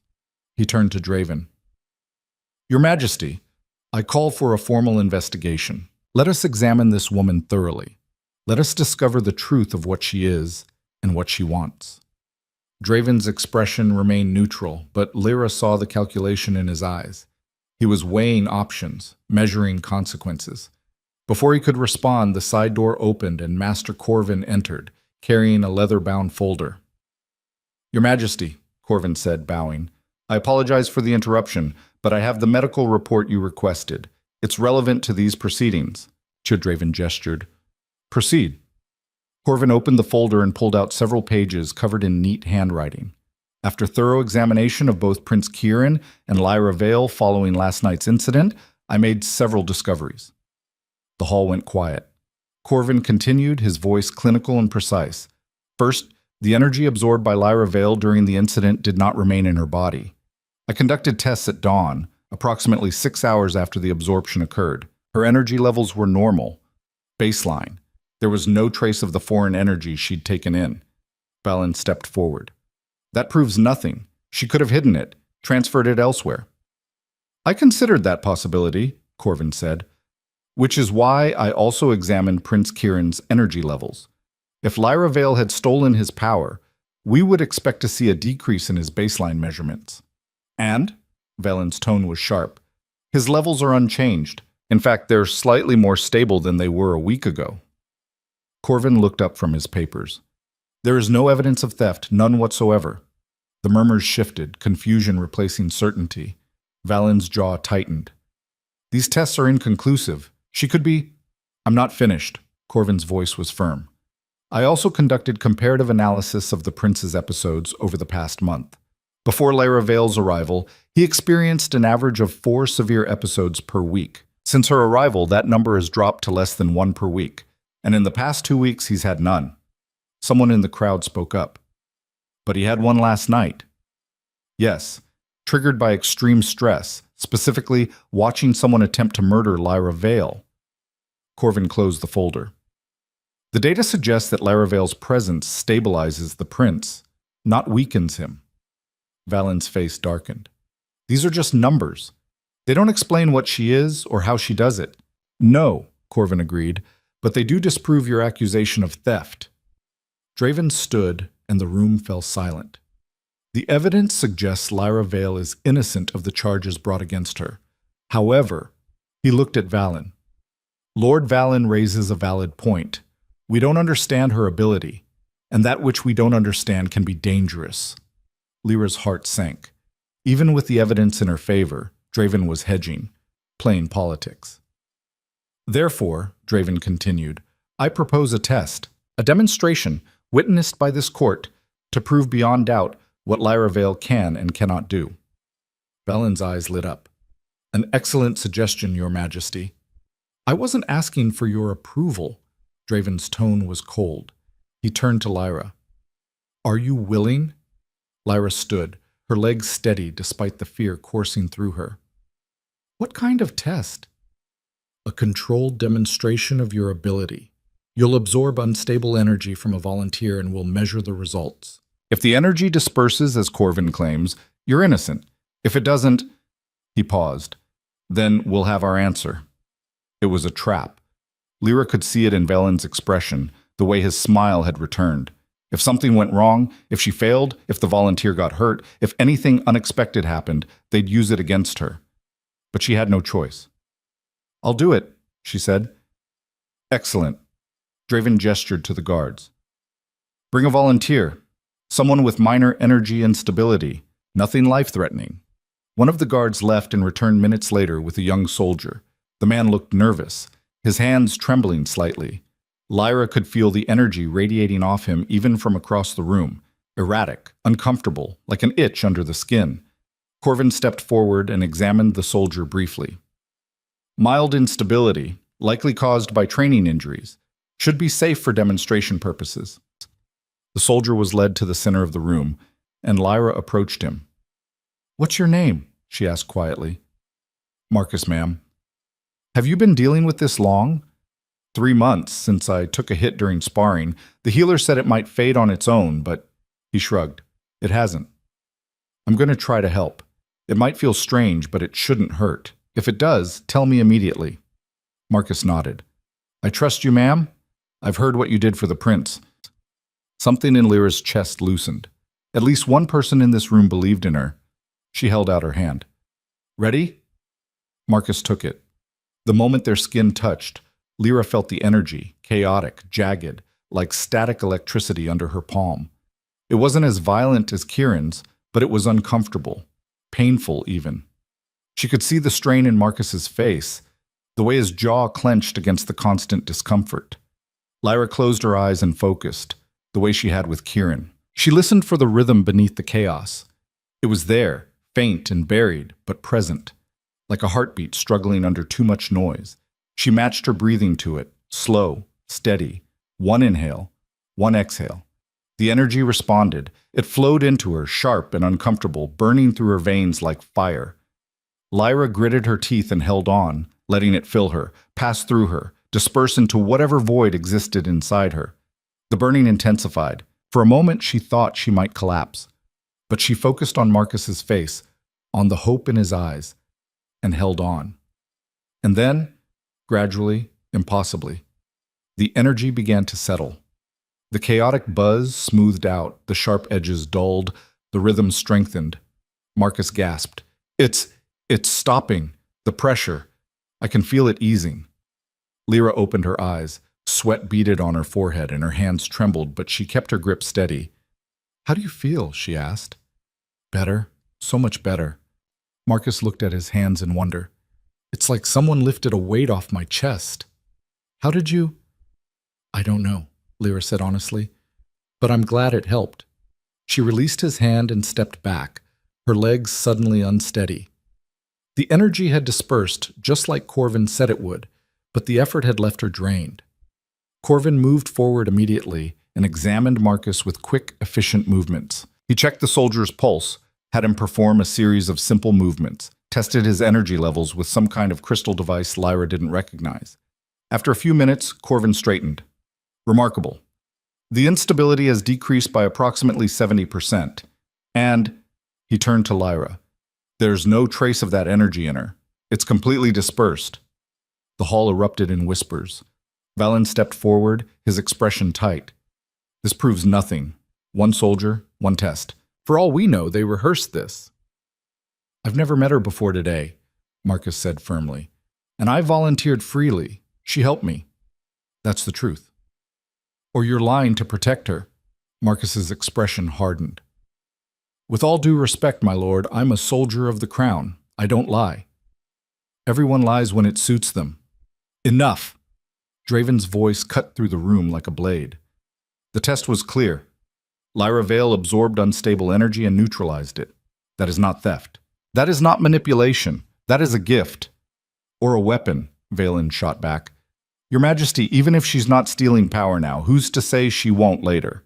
Who's to say she can't? The fact that she can absorb energy at all makes her dangerous. We don't know the limits of her ability. We don't know what she could become. By that logic, my son is dangerous. Valen's expression flickered.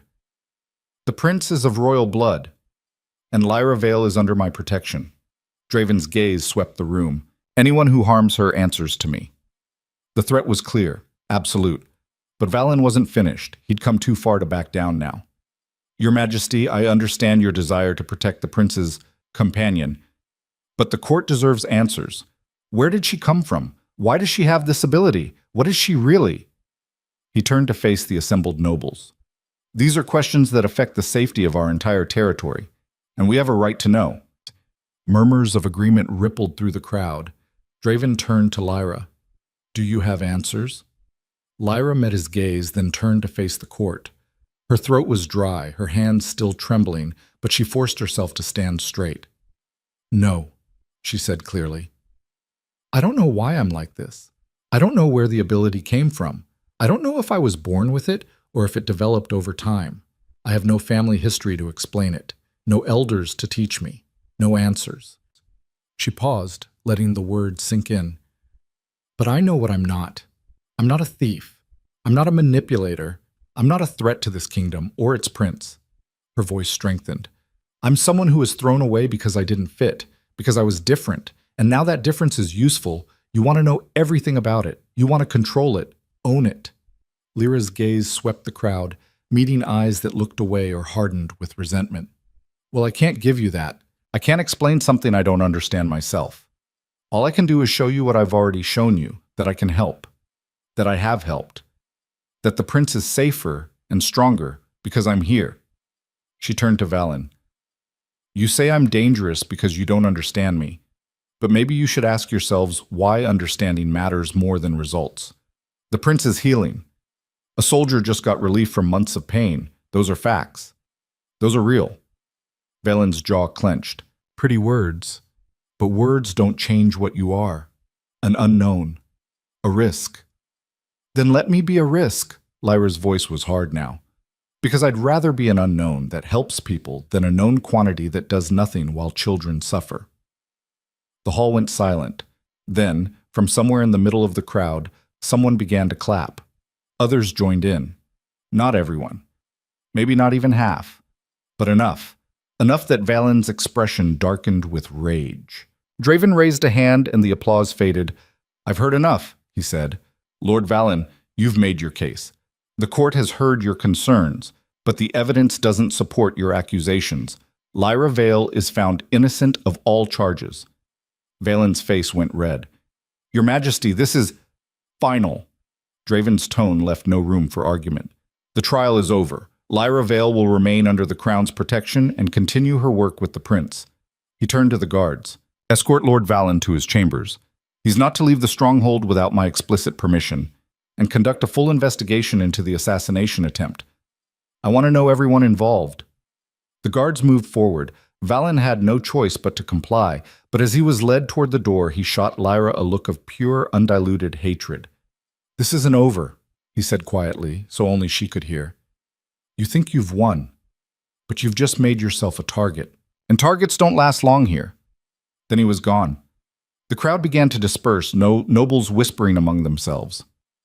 Some looked at Lyra with suspicion, others with curiosity, a few with something that might have been respect. Marin appeared at Lyra's side. "You did well. I survived." "That's more than many could say." Marin glanced toward where Valen had disappeared. "But he's right about one thing. This isn't over. He has allies. People who will continue to question you." "I know. Then be careful. Watch your back. Trust no one." Lyra nodded, though the words sent a chill down her spine. Marin left, and Lyra stood alone in the slowly emptying hall, her body aching and her mind exhausted. She'd won the trial, but at what cost? Draven approached, his footsteps echoing in the now quiet space. "That was reckless," he said quietly. "It worked. This time." He studied her for a moment. "You made powerful enemies today." "I know. And powerful allies." He gestured toward where some of the nobles who'd applauded her were exiting. "The court is divided now. Some see you as a threat. Others see you as an asset. What do you see?" Draven was quiet for a long moment. Then he said, "I see someone who refuses to break. That's rare and valuable." He started to leave, then paused. "Lyra, there's something else you should know. The investigation into the assassination attempt, we found evidence, letters, instructions, all leading back to Valen. So he'll be punished? He'll be tried, and likely exiled." Draven's expression hardened. "But his family is powerful, his allies numerous. Removing him won't remove the threat. It'll only change its shape." Lyra's hands clenched. "So what do I do?" "You do what you've been doing. You protect my son. You prove your worth every single day, and you become so indispensable that even your enemies can't afford to destroy you." "That's a lot of pressure." "Welcome to the court." Draven's smile was thin. "Now go. Kieran's been asking for you since the trial started. He needs to know you're safe." Lyra nodded and turned toward the door. As she walked through the corridors back to Kieran's chambers, she felt the weight of every gaze that followed her. Servants whispered. Guards watched. Nobles nodded or scowled depending on which side of the divide they'd fallen. She was no longer invisible. For better or worse, she mattered now. When she reached Kieran's chambers and pushed open the door, the boy launched himself at her, wrapping his arms around her waist with desperate strength. "You're okay," he said, his voice muffled against her shirt. "I was so scared they'd take you away." "I'm okay." Lyra hugged him back. "It's over. I'm staying." Kieran pulled back, his eyes shining with tears. "You promise?" "I promise." He smiled, and Lyra felt something in her chest unclench. This was why she'd fought, why she'd stood in front of that court and exposed herself to their judgment. For this child who'd never asked to carry the burden he carried, who needed someone to stand beside him when everyone else stepped back. "Come on," she said, ruffling his hair. "Let's see if we can get some training in before dinner. I want to see if you can hold a steady release for a full minute." "That's impossible." "So is what I just did. Let's be impossible together." Kieran grinned and followed her to the training room. Over the next week, something shifted in the stronghold. Lyra noticed it in small ways at first. Servants who'd previously avoided her started nodding and greeting. Guards who'd watched her with suspicion began offering respectful acknowledgement. Even some of the nobles who'd been present at the trial stopped to introduce themselves, their curiosity overriding their prejudice. But the most significant change came from Kieran himself. The boy was thriving. His episodes became rarer and milder. His confidence grew. He laughed more, worried less, slept through the night without nightmares. And word spread. Within days, everyone in the stronghold knew that the prince was improving, that the scentless outcast had somehow achieved what healers and mages couldn't. It earned Lyra a new title, the Prince's Shield. She heard it whispered in hallways, spoken in dining halls, referenced in formal meetings. Some said it with respect, others with resentment, but everyone said it. She was no longer just Lyra Vale, the outcast. She was the Prince's Shield, protector of the heir, the impossible girl who'd proven the court wrong. It should have felt like victory, but Lyra knew better than to trust it. Valen's trial was set for 2 weeks after her own. In the meantime, he remained confined to his chambers, officially under investigation, but still free to receive visitors and send messages. And he was using that freedom. Lyra caught whispers of secret meetings, heard rumors of letters sent to outer territories, saw the way certain nobles still glanced at her with hostility when they thought she wasn't looking. Valen might be trapped, but his influence wasn't. One evening, as Lyra was helping Kieran practice controlled releases in the training room, Draven appeared in the doorway. "How's he doing?" he asked. "Better every day." Lyra watched Kieran release a small, steady pulse of energy that rippled outward and faded harmlessly. "See? He's got the control down. Now we're working on duration." Draven's expression softened as he watched his son. "Remarkable." Kieran noticed his father and beamed. "Papa, did you see? I held it for 45 seconds." "I saw. Well done." Draven stepped into the room. "Kieran, go wash up for dinner. I need to speak with Lyra." Kieran's smile faded slightly, but he nodded. "Okay." He looked at Lyra. "You'll be there, right?" "Wouldn't miss it." He left, and Draven waited until the door closed before speaking. "The Outer Lords are gathering in 3 days," he said without preamble. "The Gathering. It's an annual event where every territory leader comes to the stronghold to discuss policy, trade, and alliances." "I know. You mentioned it before." "What I didn't mention is that Valen's allies will be there, and they're planning something." Lyra's stomach dropped. "What kind of something?" "I don't know yet, but my sources say they're coordinating, preparing a formal challenge to my authority based on Kieran's instability." "But Kieran's stable now. Everyone's seen the improvement." "They'll claim it's temporary, or that you're somehow controlling him. They'll demand your removal and insist on their own solution. Probably exile to some specialist facility where they can study him." Draven's expression was grim.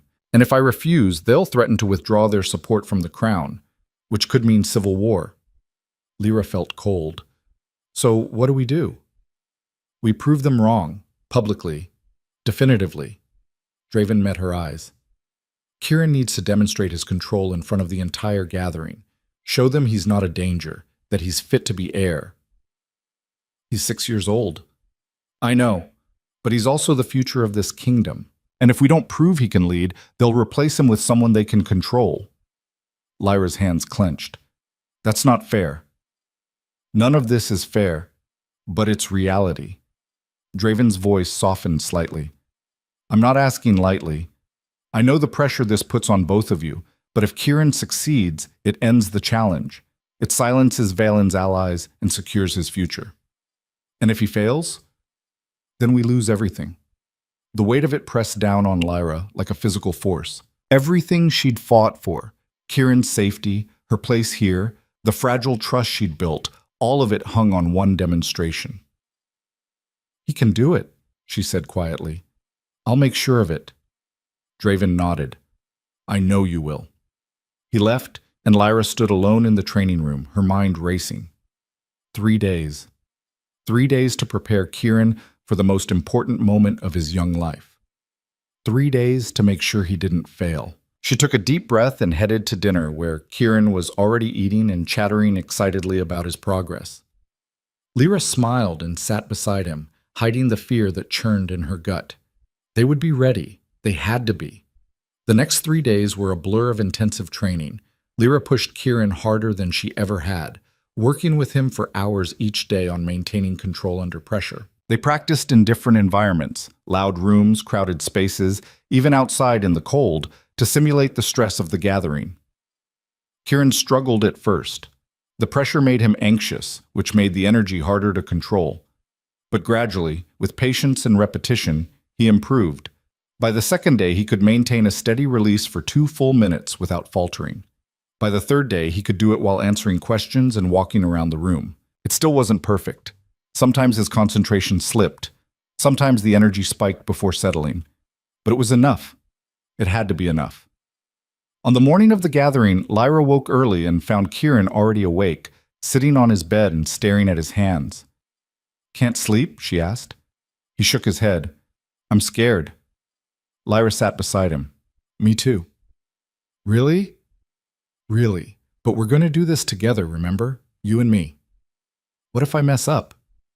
"Then I'll catch you, like always." She took his hand. "Kieran, you've worked so hard for this. You've come so far. Whatever happens today, I'm proud of you." Kieran's eyes filled with tears, but he blinked them back. "Okay, I can do this." "Yes, you can." They got ready in silence, both lost in their own thoughts. When it was time, they made their way to the great hall together. The hall had been transformed. Banners from every territory hung from the rafters. Tables groaned under elaborate displays of food and wine, and every seat was filled with lords, ladies, advisors, and warriors from across the northern territories. It was overwhelming. Lyra felt Kieran's hand tighten in hers as they entered, and she squeezed back reassuringly. Draven stood at the front of the room, addressing the assembled leaders. His voice was strong, commanding, filling the space with authority. "And it is my honor to present my son, Prince Kieran, who will demonstrate the control he has achieved over his abilities." The room fell silent. All eyes turned to Kieran. The boy was pale, his small frame seeming even smaller under the weight of hundreds of gazes. But he stepped forward, his hands still clasped in Lyra's. They walked to the center of the room together. Lyra knelt beside him and whispered, "Remember, breathe, find the rhythm, and I'm right here." Kieran nodded. Then he let go of her hand and stepped forward alone. The demonstration began. Kieran closed his eyes, breathed slowly, and began to release the energy in controlled, measured pulses. The air shimmered, the temperature shifted, power rippled outward in steady waves that everyone in the room could feel. It was controlled, precise, beautiful. The hall remained silent, everyone watching with rapt attention. 30 seconds passed, then a minute. Kieran's face was calm, focused. The energy flowed from him like water from a fountain, constant, stable, safe. Lyra's heart swelled with pride. He was doing it. Then, from somewhere in the crowd, a voice rang out. "Is this a demonstration or a performance? Show us real power, boy." Kieran's concentration wavered. The energy spiked. Lyra tensed, ready to intervene, but Kieran caught himself. He breathed through it, steadied himself, brought the energy back under control. But the damage was done. His confidence had been shaken. Another voice joined the first. "The prince relies on that woman like a crutch. Without her, he'd be useless." More voices, jeering, challenging. Kieran's eyes snapped open and Lyra saw the panic there. The energy surged violently. Lyra started to move forward, but Draven's hand shot out and stopped her. "Not yet," he said quietly. "Let him try." "He's losing control." "Let him try." Lyra watched, her heart in her throat, as Kieran struggled against the surge. The boy was shaking, his hands clenched, sweat beading on his forehead. The energy roiled around him, threatening to explode. But he didn't give up. He closed his eyes again, breathed, focused, and slowly, impossibly, he pulled it back. The energy settled, stabilized, returned to the steady, controlled flow. The jeering stopped. The hall went silent again, but this time it was different. This time it was respect. Kieran opened his eyes and looked directly at the nobles who'd challenged him. Then he released one final powerful pulse, strong enough to make the air crack but controlled enough that it dispersed harmlessly, and he stopped. The demonstration was over. For a moment, no one moved. Then someone began to applaud. Others joined in. Within seconds, the entire hall was on its feet, clapping and cheering. Kieran stood in the center of it all, small and trembling, but victorious. Lyra rushed forward and pulled him into her arms. "You did it," she whispered. "You were amazing." Kieran clung to her, his body shaking with exhaustion and relief. "I almost lost it." "But you didn't. You held on, all by yourself. Because you taught me how." Lyra's throat tightened with emotion.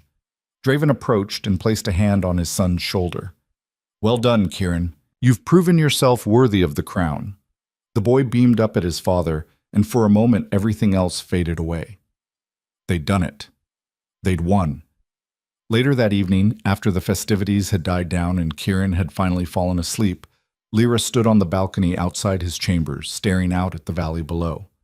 The door opened, and Draven stepped out to join her. "You should be celebrating," he said. "I am, in my own way." They stood in comfortable silence for a moment. Then Draven said, "The Outer Lords are withdrawing their challenge. Valen's allies have lost their leverage. He's finished." "Good. The court is calling you the Prince's Shield. They're saying you saved not just Kieran, but the future of the kingdom." Lyra didn't respond. Draven turned to look at her. "You don't seem happy about it." "I'm not unhappy, I'm just—" She paused, searching for the right words. "I'm just wondering how long it'll last. How long before the next crisis? The next threat. The next person who decides I'm too dangerous to keep around. That's the reality of this life. There's always another threat, another crisis." Draven's expression softened. "But you've proven you can handle it. That counts for something." Lyra looked at him. "Does it? Or am I still just useful?" Draven was quiet for a long moment. Then he said, "You're more than useful. You're essential to Kieran, to this kingdom, to—" He stopped as if catching himself. "You matter, Lyra, whether you believe it or not." Something in his tone made Lyra's heart skip. Before she could respond, Draven continued, "I've made a decision. I'm formally recognizing you as Kieran's guardian. You'll have authority over his care, his training, his schedule. No one can countermand you except me." Lyra's breath caught. That's a lot of power." "You've earned it." Draven met her eyes.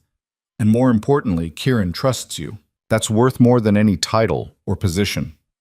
"Thank you," Lyra said quietly. Draven nodded and turned to leave. But at the door he paused. "Lyra, for what it's worth, I'm glad you stayed. Even when I gave you the chance to run, I'm glad you chose to fight." Then he was gone, leaving Lyra alone with her thoughts and the vast, dark valley stretching out below.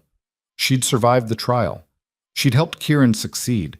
She'd earned a place in this brutal, unforgiving world. For the first time in her life, she wasn't just surviving. She was belonging, and that terrified and thrilled her in equal measure. Lyra stood on the balcony long after Draven left, watching the lights of the stronghold flicker in the darkness. Somewhere below, servants were cleaning up from the gathering. Guards were changing shifts. Life was continuing in its usual rhythm. But nothing felt usual anymore. She'd been given authority, recognition, a title that meant something, the Prince's Shield. The words should have felt empowering. Instead, they felt like a chain, because with recognition came expectation. With belonging came the fear of losing it, and Lyra knew, had always known, that nothing good in her life lasted. She pushed away from the railing and went back inside. Kieran was still asleep, sprawled across his bed with one arm hanging off the edge. Lyra adjusted his blanket and settled into the chair by the fire. Sleep didn't come easily. Her mind kept replaying the demonstration, the jeering voices, the moment Kieran had almost lost control. He'd pulled himself back, yes. But what if next time he couldn't? What if her presence wasn't enough? What if she failed him? The questions haunted her until exhaustion finally dragged her under. The next morning brought unexpected news. Marin arrived early, her expression grim. "You need to see this." She handed Lyra a sealed letter. The wax bore Valen's family crest. "Where did you get this?" Lyra asked. "It was intercepted last night. One of the guards found a messenger trying to leave the stronghold. Marin's voice was tight. "Read it." Lyra broke the seal and unfolded the parchment. The handwriting was elegant, controlled. To the Council of Outer Lords, the recent demonstration proves nothing except the king's desperation. The boy is unstable, controlled by an outsider with unknown abilities and questionable motives. This cannot stand. I urge immediate action. The crown must be challenged. The succession must be secured through legitimate means, not through the manipulations of a scentless ghost. Time is running out. Act now, or watch our traditions crumble. V. Lyra's hands tightened on the paper. He's still trying to undermine us. He's doing more than that. We found 3 more letters, all sent to different factions, all calling for rebellion. Marin's expression was dark. Valen's trial is tomorrow, but even if he's convicted, his words are already out there. The damage is done. What does Draven say? He's meeting with his advisors now. But between you and me? Marin leaned closer. He's worried. If enough lords side with Valen, it won't matter what the trial proves. We'll have a civil war. Lyra felt the familiar weight of dread settling in her chest. So what do? We prepare, and we hope the king's justice is swift enough to prevent the worst. Marin left, and Lyra stood there holding the letter, feeling the walls closing in again. Just when she thought they'd won, the ground shifted beneath her feet. It always did. Valen's trial was set for noon in the Great Hall. Lyra wasn't required to attend, but she went anyway. She needed to see this through, needed to watch the man who'd tried to destroy her face the consequences of his actions. The hall was packed again, but the atmosphere was different from before. Tense, angry. The nobles who'd celebrated Kieran's success now sat in stony silence, divided into clear factions. Some wore colors that marked them as Draven's supporters. Others wore Valen's family crest. The kingdom was fracturing before her eyes. Draven sat on his throne, his expression carved from stone. Beside him stood Master Corvin and several other advisors. At the center of the room, surrounded by guards, was Valen. The lord looked thinner than before, his face gaunt from days of confinement, but his eyes burned with undiminished hatred. The trial began with a recitation of charges: conspiracy to commit murder, treason, incitement to rebellion. Evidence was presented. The letters, testimony from the captured assassin, records of secret meetings. It was damning, but Valen didn't flinch. When given the chance to speak, he stood tall and addressed the court with the same smooth confidence he'd always possessed. Your Majesty, lords and ladies, I stand accused of crimes I did not commit, or rather, crimes that only exist because this court has lost its way. Murmurs rippled through the crowd. Valen continued, his voice carrying across the hall. I have always served this kingdom, always put its interests first, and when I saw a threat to our future, a scentless outsider manipulating the air, I acted to protect what we hold sacred. By sending an assassin, Draven's voice was cold. By trying to reveal the truth, that woman, Valen pointed at Lyra, who sat near the back, has abilities we don't understand, powers that could destroy us all. And instead of investigating her properly, you've given her authority over the prince. You've made her essential. She is essential, Draven said flatly, because you've allowed her to make herself so. Valen's composure cracked slightly. Don't you see? She's made the prince dependent on her, weakened him, and now you can't remove her without risking his stability. That's not protection, that's control. The prince demonstrated perfect control yesterday, in front of everyone. After weeks of her influence, weeks of her shaping him, molding him into someone who needs her, Valen turned to address the crowd. I ask you, what happens when she decides to use that control for her own purposes? What happens when she realizes the power she holds? The question hung in the air. Lyra felt dozens of eyes turned toward her, some suspicious, others uncertain. Even now, even after everything, doubt lingered. Draven stood, and the hall fell silent. Lord Valen, you stand accused of attempting to murder a member of my household. The evidence is clear. The witness is credible. Do you deny the charges? Valen met his gaze. I deny their framing. I acted to protect this kingdom from a threat you refuse to acknowledge. Then you admit to ordering the attack. I admit to trying to save us from your mistake. The hall erupted. Nobles shouting, guards moving to restore order, Valen standing at the center of it all, defiant to the end. Draven raised his hand and silence fell. Lord Valen, I find you guilty of conspiracy to commit murder and treason against the crown. The penalty is exile. You have 1 week to settle your affairs, after which you will be escorted to the border and forbidden from ever returning. Exile, not execution. Lyra understood why. Killing Valen would make him a martyr, would give his followers a rallying point. But exile, that was humiliation, a stripping of power and status. It was brilliant and brutal. Valen's face went white. You can't. I can. And I have. Draven's expression was carved from ice. Be grateful I'm showing mercy. If the choice were mine alone, you'd hang for what you've done. Guards moved forward to escort Valen out, but the Lord jerked free. This isn't over, he said, his voice low and venomous. You think exiling me solves anything? My words are already spreading. The Outer Lords already doubt you. You've won today, but you'll lose tomorrow. And when you do, his gaze locked onto Lyra. She'll be the first to fall. Then he was dragged away, still struggling, still shouting threats until the doors closed behind him. The hall remained silent for a long moment. Then Draven spoke, his voice carrying to every corner. Lord Valen's exile is final. Any who support his cause will face the same fate. This kingdom will not be torn apart by fear and prejudice. He looked directly at the nobles who wore Valen's colors. Choose wisely where your loyalty lies. The threat was clear. One by one, the nobles stood and bowed, their submission, willing or not, acknowledged. The trial was over. But as Lyra left the hall, she couldn't shake the feeling that Valen's final words were less a threat and more a promise. This wasn't over. Over the next few days, the stronghold slowly returned to normal. Valen's supporters either declared their renewed loyalty to Draven or quietly left for their own territories. The Outer Lords who'd been wavering confirmed their support for the crown. The crisis, it seemed, had been averted. But Lyra remained on edge.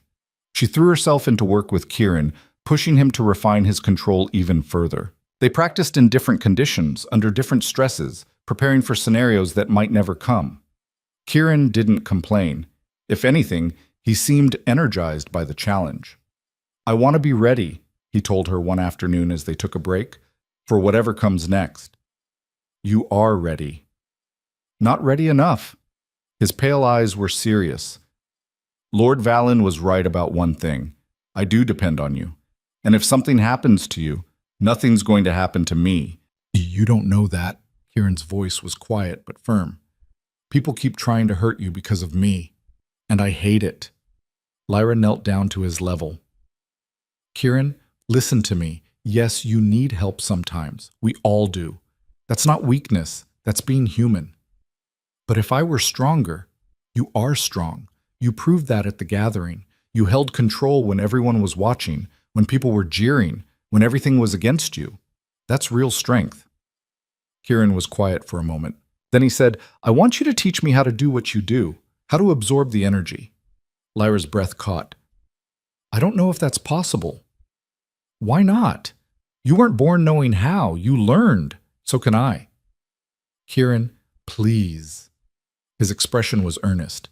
If I can learn to control it myself, really control it, then you won't have to protect me all the time. You'll be safe. The words hit Lyra harder than she expected. This child, this brave, broken, brilliant child, was trying to protect her. She pulled him into a hug.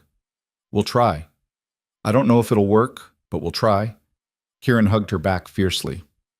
Thank you. They spent the next week experimenting. Lyra tried to explain her process, but it was difficult. How did you teach someone to hear a rhythm beneath chaos? To match their breathing to something invisible? To create space inside themselves for energy to disperse? But Kieran was determined and smart. He started small, trying to sense the energy within himself before it became overwhelming, trying to recognize the patterns Lyra described. Progress was slow, frustrating. Sometimes Kieran would get close, and then the energy would spike and Lyra would have to intervene. But occasionally, just occasionally, he'd manage to calm a small surge on his own. Those moments were victories. I felt it, he'd say, breathless with excitement. Just for a second. I felt the rhythm. Good. Hold on to that feeling. Build on it. Day by day, surge by surge, Kieran grew stronger. And Lyra realized something she hadn't expected. She was happy. Not just surviving, not just useful. Actually happy. She had a purpose, a place. Someone who needed her not because she was a tool, but because she was herself. It was terrifying how much that mattered. The peace lasted exactly 2 weeks. Lyra was in the training room with Kieran when Maren burst through the door, her face pale. "We have a problem." Lyra stood immediately. "What kind of problem?" "Valen's gone. He was supposed to be escorted to the border today, but when the guards went to collect him, his chambers were empty." Maren's voice was tight. "He escaped sometime during the night." Lyra's blood ran cold. "How?" "We don't know yet. But there's more." Maren hesitated. "There's been an incident at the northern border. A group of lords have declared independence from the crown. They're calling it a free territory, outside Draven's jurisdiction. Let me guess. Valen's with them." "We think so, and they're not alone. Reports say they have at least 300 armed supporters, maybe more." Kieran grabbed Lyra's hand. "What does that mean?" "It means war," Maren said quietly. "Or the beginning of one." Lyra's mind raced. This was exactly what Valen had threatened, exactly what he'd been planning all along. "Where's Draven?" "War room. He's jousting all his advisors and commanders." Maren looked at Lyra. "He wants you there too." "Me? Why?" "Because this is about you, about Kieran, about everything Valen's been saying." Maren's expression was grim. "You're at the center of this whether you like it or not." Lyra looked down at Kieran. "Stay here. Lock the door. Don't open it for anyone but me or Maren. But please, Kieran, I need to know you're safe." The boy nodded reluctantly. "Be careful." Lyra followed Maren through the corridors to the war room, a large chamber she'd never been inside before.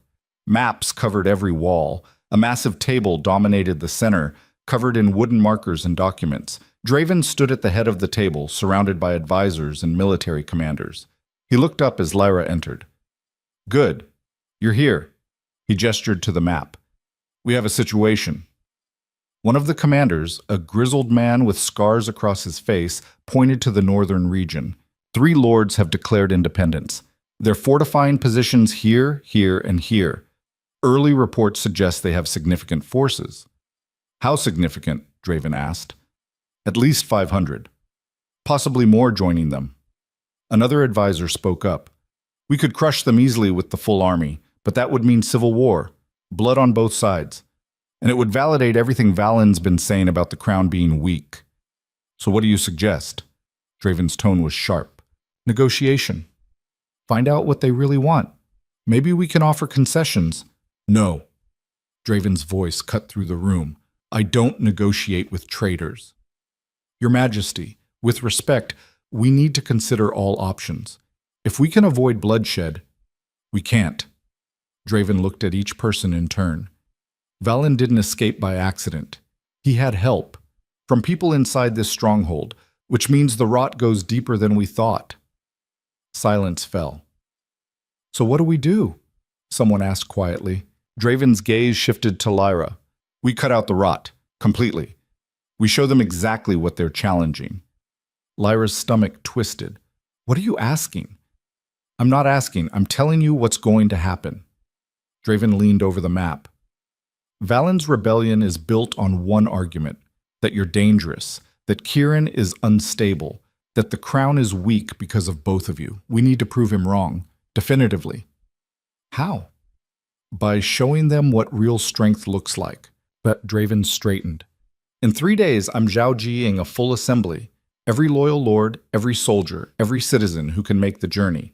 And you and Kieran are going to demonstrate, publicly, undeniably, that his power is controlled, stable, a strength, not a weakness." One of the advisors spoke up. "Your Majesty, is that wise? If something goes wrong, nothing will go wrong." Draven's gaze didn't leave Lyra. "Will it?" Lyra's throat was dry. "You're gambling everything on a demonstration." "I'm gambling everything on you. on what you've built with my son." His expression softened slightly. "Can you do it?" Lyra thought about the past weeks, about Kieran's progress, about the moments when he'd managed to control the energy on his own. Could they do it? Could they prove to an entire kingdom that what Valen feared was actually their greatest strength? "Yes," she said. "We can do it." Draven nodded. "Then we have 3 days to prepare. Make them count." The next 72 hours were the most intense of Lyra's life. She and Kieran practiced relentlessly, not just controlled releases, but demonstrations. Ways to show the energy visibly, safely, impressively. Ways to prove beyond doubt that Kieran was in command. They worked on sequences, patterns, building the energy up and bringing it down smoothly, creating visual effects that would wow the crowd without endangering anyone. Kieran was exhausted. Lyra was exhausted. But neither of them stopped. "This has to be perfect," Lyra told him on the second day. "Not just good, perfect." "I know. And if at any point you feel like you're losing control, I stop and you catch me." Kieran looked up at her. "We've been over this 100 times. I'm just worried." "Me too." He squeezed her hand. "But we can do this. Together." On the third day, an hour before the assembly, Draven came to see them. "How are you feeling?" he asked Kieran.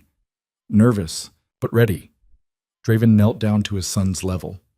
"Kieran, whatever happens today, I want you to know, I'm proud of you. You've worked harder than anyone could ask.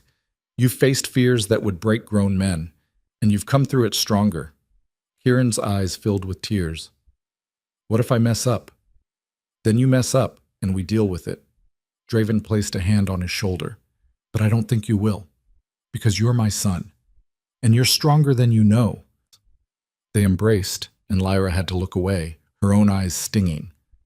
When Draven stood, he turned to Lyra. "Thank you for everything you've done for him. For us. You don't have to thank me." "Yes, I do." His expression was serious.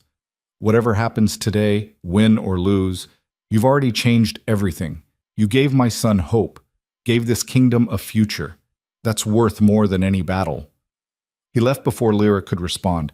She looked at Kieran, who was watching her with those two old eyes. "Ready?" she asked. "Ready?"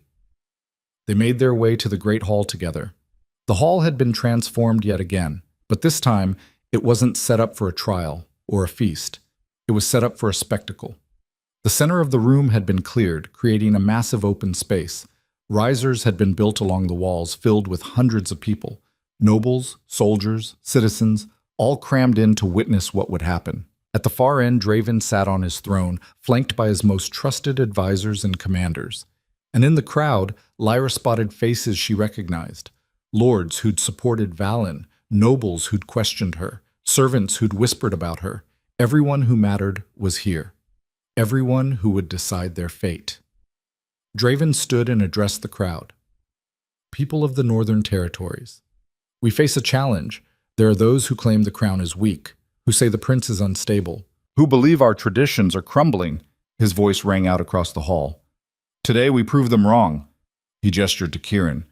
"My son will demonstrate the control he has achieved, not through manipulation, not through weakness, but through strength, discipline, and courage." Kieran stepped forward into the open space. Lyra stayed at the edge, close enough to help if needed, far enough to let him stand alone.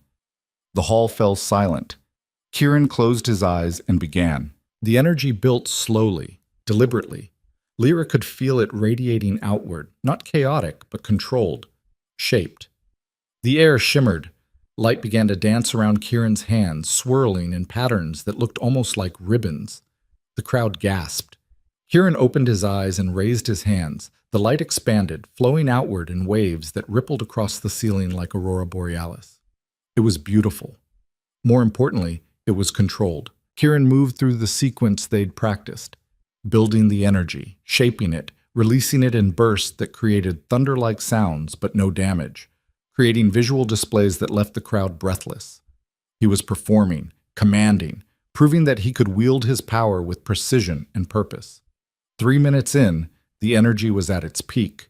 The entire hall glowed with light, pulsing in rhythm with Kieran's heartbeat, and then he brought it down, slowly, smoothly. Letting the light fade, the energy disperse, the room returned to normal. When it was over, Kieran stood in the center of the hall, breathing hard but steady. For a moment, no one moved. Then someone began to clap. Others joined in. Within seconds, the entire hall was on its feet, applauding and cheering. Kieran looked at Lyra, his face shining with joy and relief. She grinned back, her heart swelling with pride. They'd done it, but the celebration was short-lived. The hall doors burst open and a messenger rushed in, his face pale. "Your Majesty," he shouted. "The rebel forces, they're marching on the stronghold. They'll be here within hours." The cheering died. Draven's expression hardened. "How many?" "At least 800, led by Lord Valen himself." Murmurs of fear rippled through the crowd. Draven stood. "Clear the hall, soldiers to positions, civilians to the inner chambers. Now!" People scrambled to obey. Lyra grabbed Kieran and pulled him close. "Come on. We need to get you somewhere safe." "No." Kieran pulled back. "I can help." "Kieran, I just proved I can control it. Let me use it. Let me help defend our home." Lyra stared at him, torn between pride and terror. Draven appeared beside them. "He's right. He's 6 years old. He's the heir, and he just demonstrated more power than half my army combined." Draven looked at his son. "If you're truly ready, I won't stop you. But you need to understand what you're agreeing to." Kieran nodded. "I understand." Draven turned to Lyra. "Can you keep him safe?" Lyra wanted to say no, wanted to grab Kieran and run somewhere far away from battlefields and rebellions. But she looked at the boy's face, determined, brave, ready, and knew she couldn't.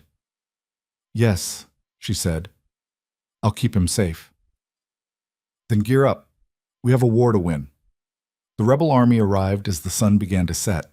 800 strong, armed and armored, marching under banners that bore Valen's family crest.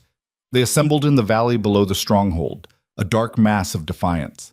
Draven's forces lined the walls, 500 soldiers, plus whatever loyal lords had brought their personal guards. It wasn't enough for a prolonged siege, but it might be enough to hold. Lyra stood on the battlements with Kieran, watching the army below. Her heart hammered against her ribs. This was really happening. Beside her, Kieran was pale but calm. "What do we do?" "We wait for your father's signal, and when it comes, we show them what you can do." A rider approached from the rebel lines, carrying a white flag. Valen himself, Lyra realized. He rode right up to the base of the wall and looked up at Draven. "Your Majesty," Valen called out, his voice carrying across the distance.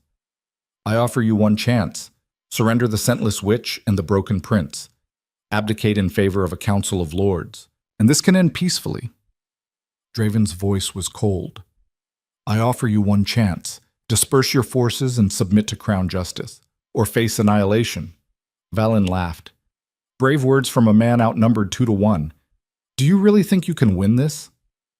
"I don't think, I know." "Then you're a fool." Valen turned his horse. "So be it. Your blood is on your own hands." He rode back to his lines, and moments later war horns sounded. The rebel army began to advance. "Archers!" Draven's commander shouted. "Ready!" Bows creaked. Arrows knocked. "Hold! Hold!" The rebels were 50 yards away. 40. 30. "Fire!" Arrows filled the sky, raining down on the advancing forces. Men fell, screaming, but the rest kept coming. 20 yards. 10. They hit the walls with ladders and ropes, scaling upward. The battle began in earnest. Lyra pulled Kieran back from the edge as soldiers engaged the first wave of attackers. Steel clashed against steel. Men shouted and died. It was chaos. "Now," Draven said, appearing beside them. "Show them." Kieran stepped forward to the edge of the wall where everyone, friend and enemy, could see him. He raised his hands. The energy built fast, massive, more powerful than anything Lyra had seen him generate before. Fear spiked through her, but Kieran's face was focused, calm. He released it. A wave of force exploded outward from the wall, slamming into the rebel forces like a physical blow. Ladders shattered, ropes burned away. Men were thrown backward, tumbling down the slope. The advance stopped. Kieran didn't stop. He pulled the energy back and released it again, this time in targeted bursts that destroyed siege equipment and scattered formations. The rebels began to retreat, shouting in panic. On the walls, Draven's soldiers cheered. But Lyra saw what they didn't. Kieran was pushing too hard. The energy was building faster than he could control it. His hands were shaking, his breathing ragged. "Kieran," she said urgently. "Stop. You need to stop." "Not yet. There's still—" The energy spiked violently. Kieran gasped, his eyes going wide. Lyra grabbed him, pulling the excess energy into herself. It burned through her veins like fire, overwhelming and agonizing, but she held on. Together, they brought it under control. Together, they brought it down. When it was over, Kieran collapsed against her, exhausted. Below, the rebel army was in full retreat, running back down the valley in disarray. Draven's forces had won. The battle was over. Later that night, after the wounded had been tended and the dead counted, Draven Jiaoji Ed what remained of the court. "The rebellion is broken," he announced. "Valen and his supporters are fleeing north. We'll hunt them down, but the immediate threat is over." Cheers echoed through the hall. Draven raised his hand for silence. "This victory belongs to many. Our soldiers who held the walls, our archers who struck true, and—" He looked at Kieran and Lyra. "My son, who proved that power channeled through discipline is stronger than any weapon." More cheers. Draven continued. "There are those who called Prince Kieran weak, broken, a danger to the kingdom.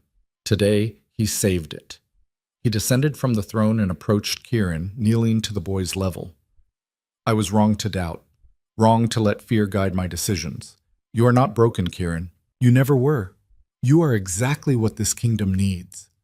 Kieran's eyes filled with tears. "Papa, and you—" Draven stood and turned to Lyra. "You who were cast aside, forgotten, treated as less than nothing. You proved that worth isn't measured by scent or bloodline. It's measured by what you do when everything is against you."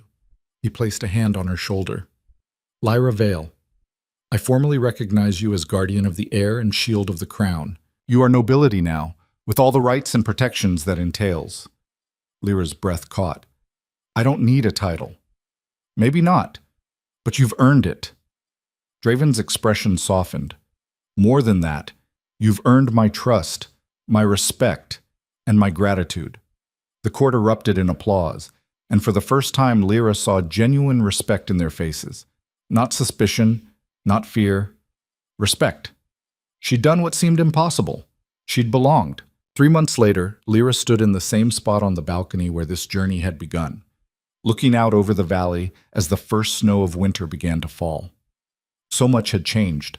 Valen had been captured at the northern border and executed for treason. His supporters had scattered, their rebellion crushed.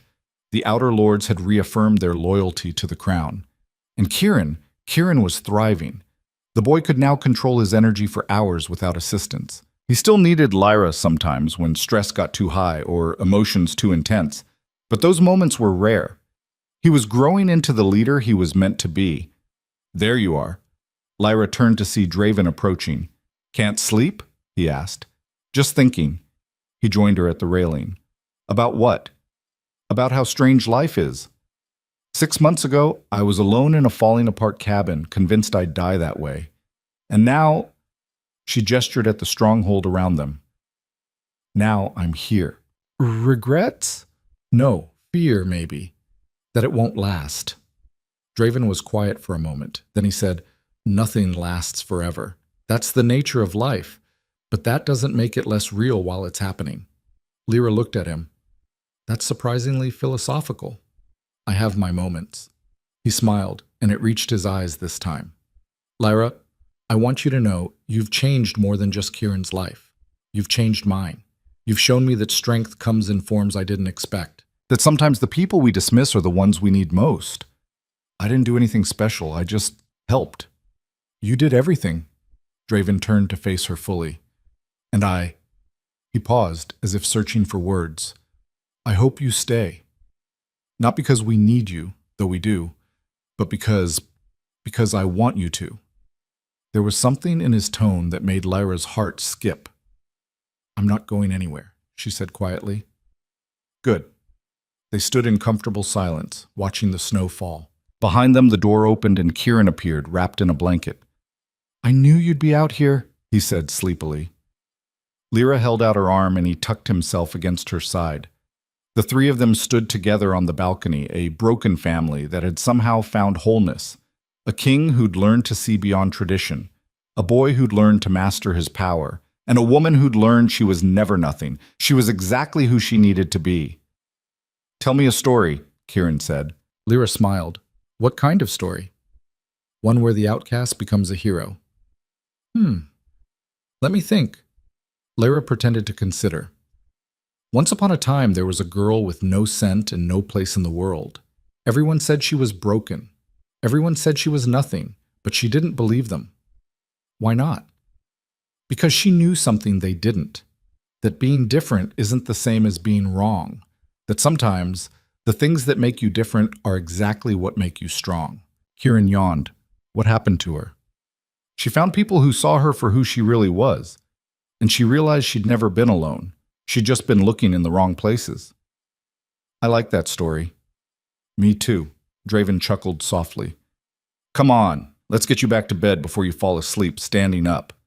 He scooped Kieran into his arms, and the boy's head drooped against his shoulder. As they walked back inside, Draven paused at the door. Lyra, thank you for the story, and for everything. Anytime. Lyra stayed on the balcony a moment longer, watching the snow transform the harsh landscape into something beautiful. She thought about all the voices that had told her she was nothing, all the people who'd cast her aside. They'd been wrong. Not because she'd proven herself through some grand destiny or hidden power, but because she'd chosen to show up, to fight, to care when it would have been easier to walk away. And in the end, that was the only power that mattered. The power to choose who you wanted to be, regardless of what the world said you were. Lyra smiled and went inside. She had a home now, a family, a purpose. And for the first time in her life, she wasn't afraid of losing it, because she understood now that belonging wasn't something given or taken away. It was something you built, day by day, choice by choice, person by person. And she'd built something real, something that would last. Not forever, nothing did, but long enough, and that was enough.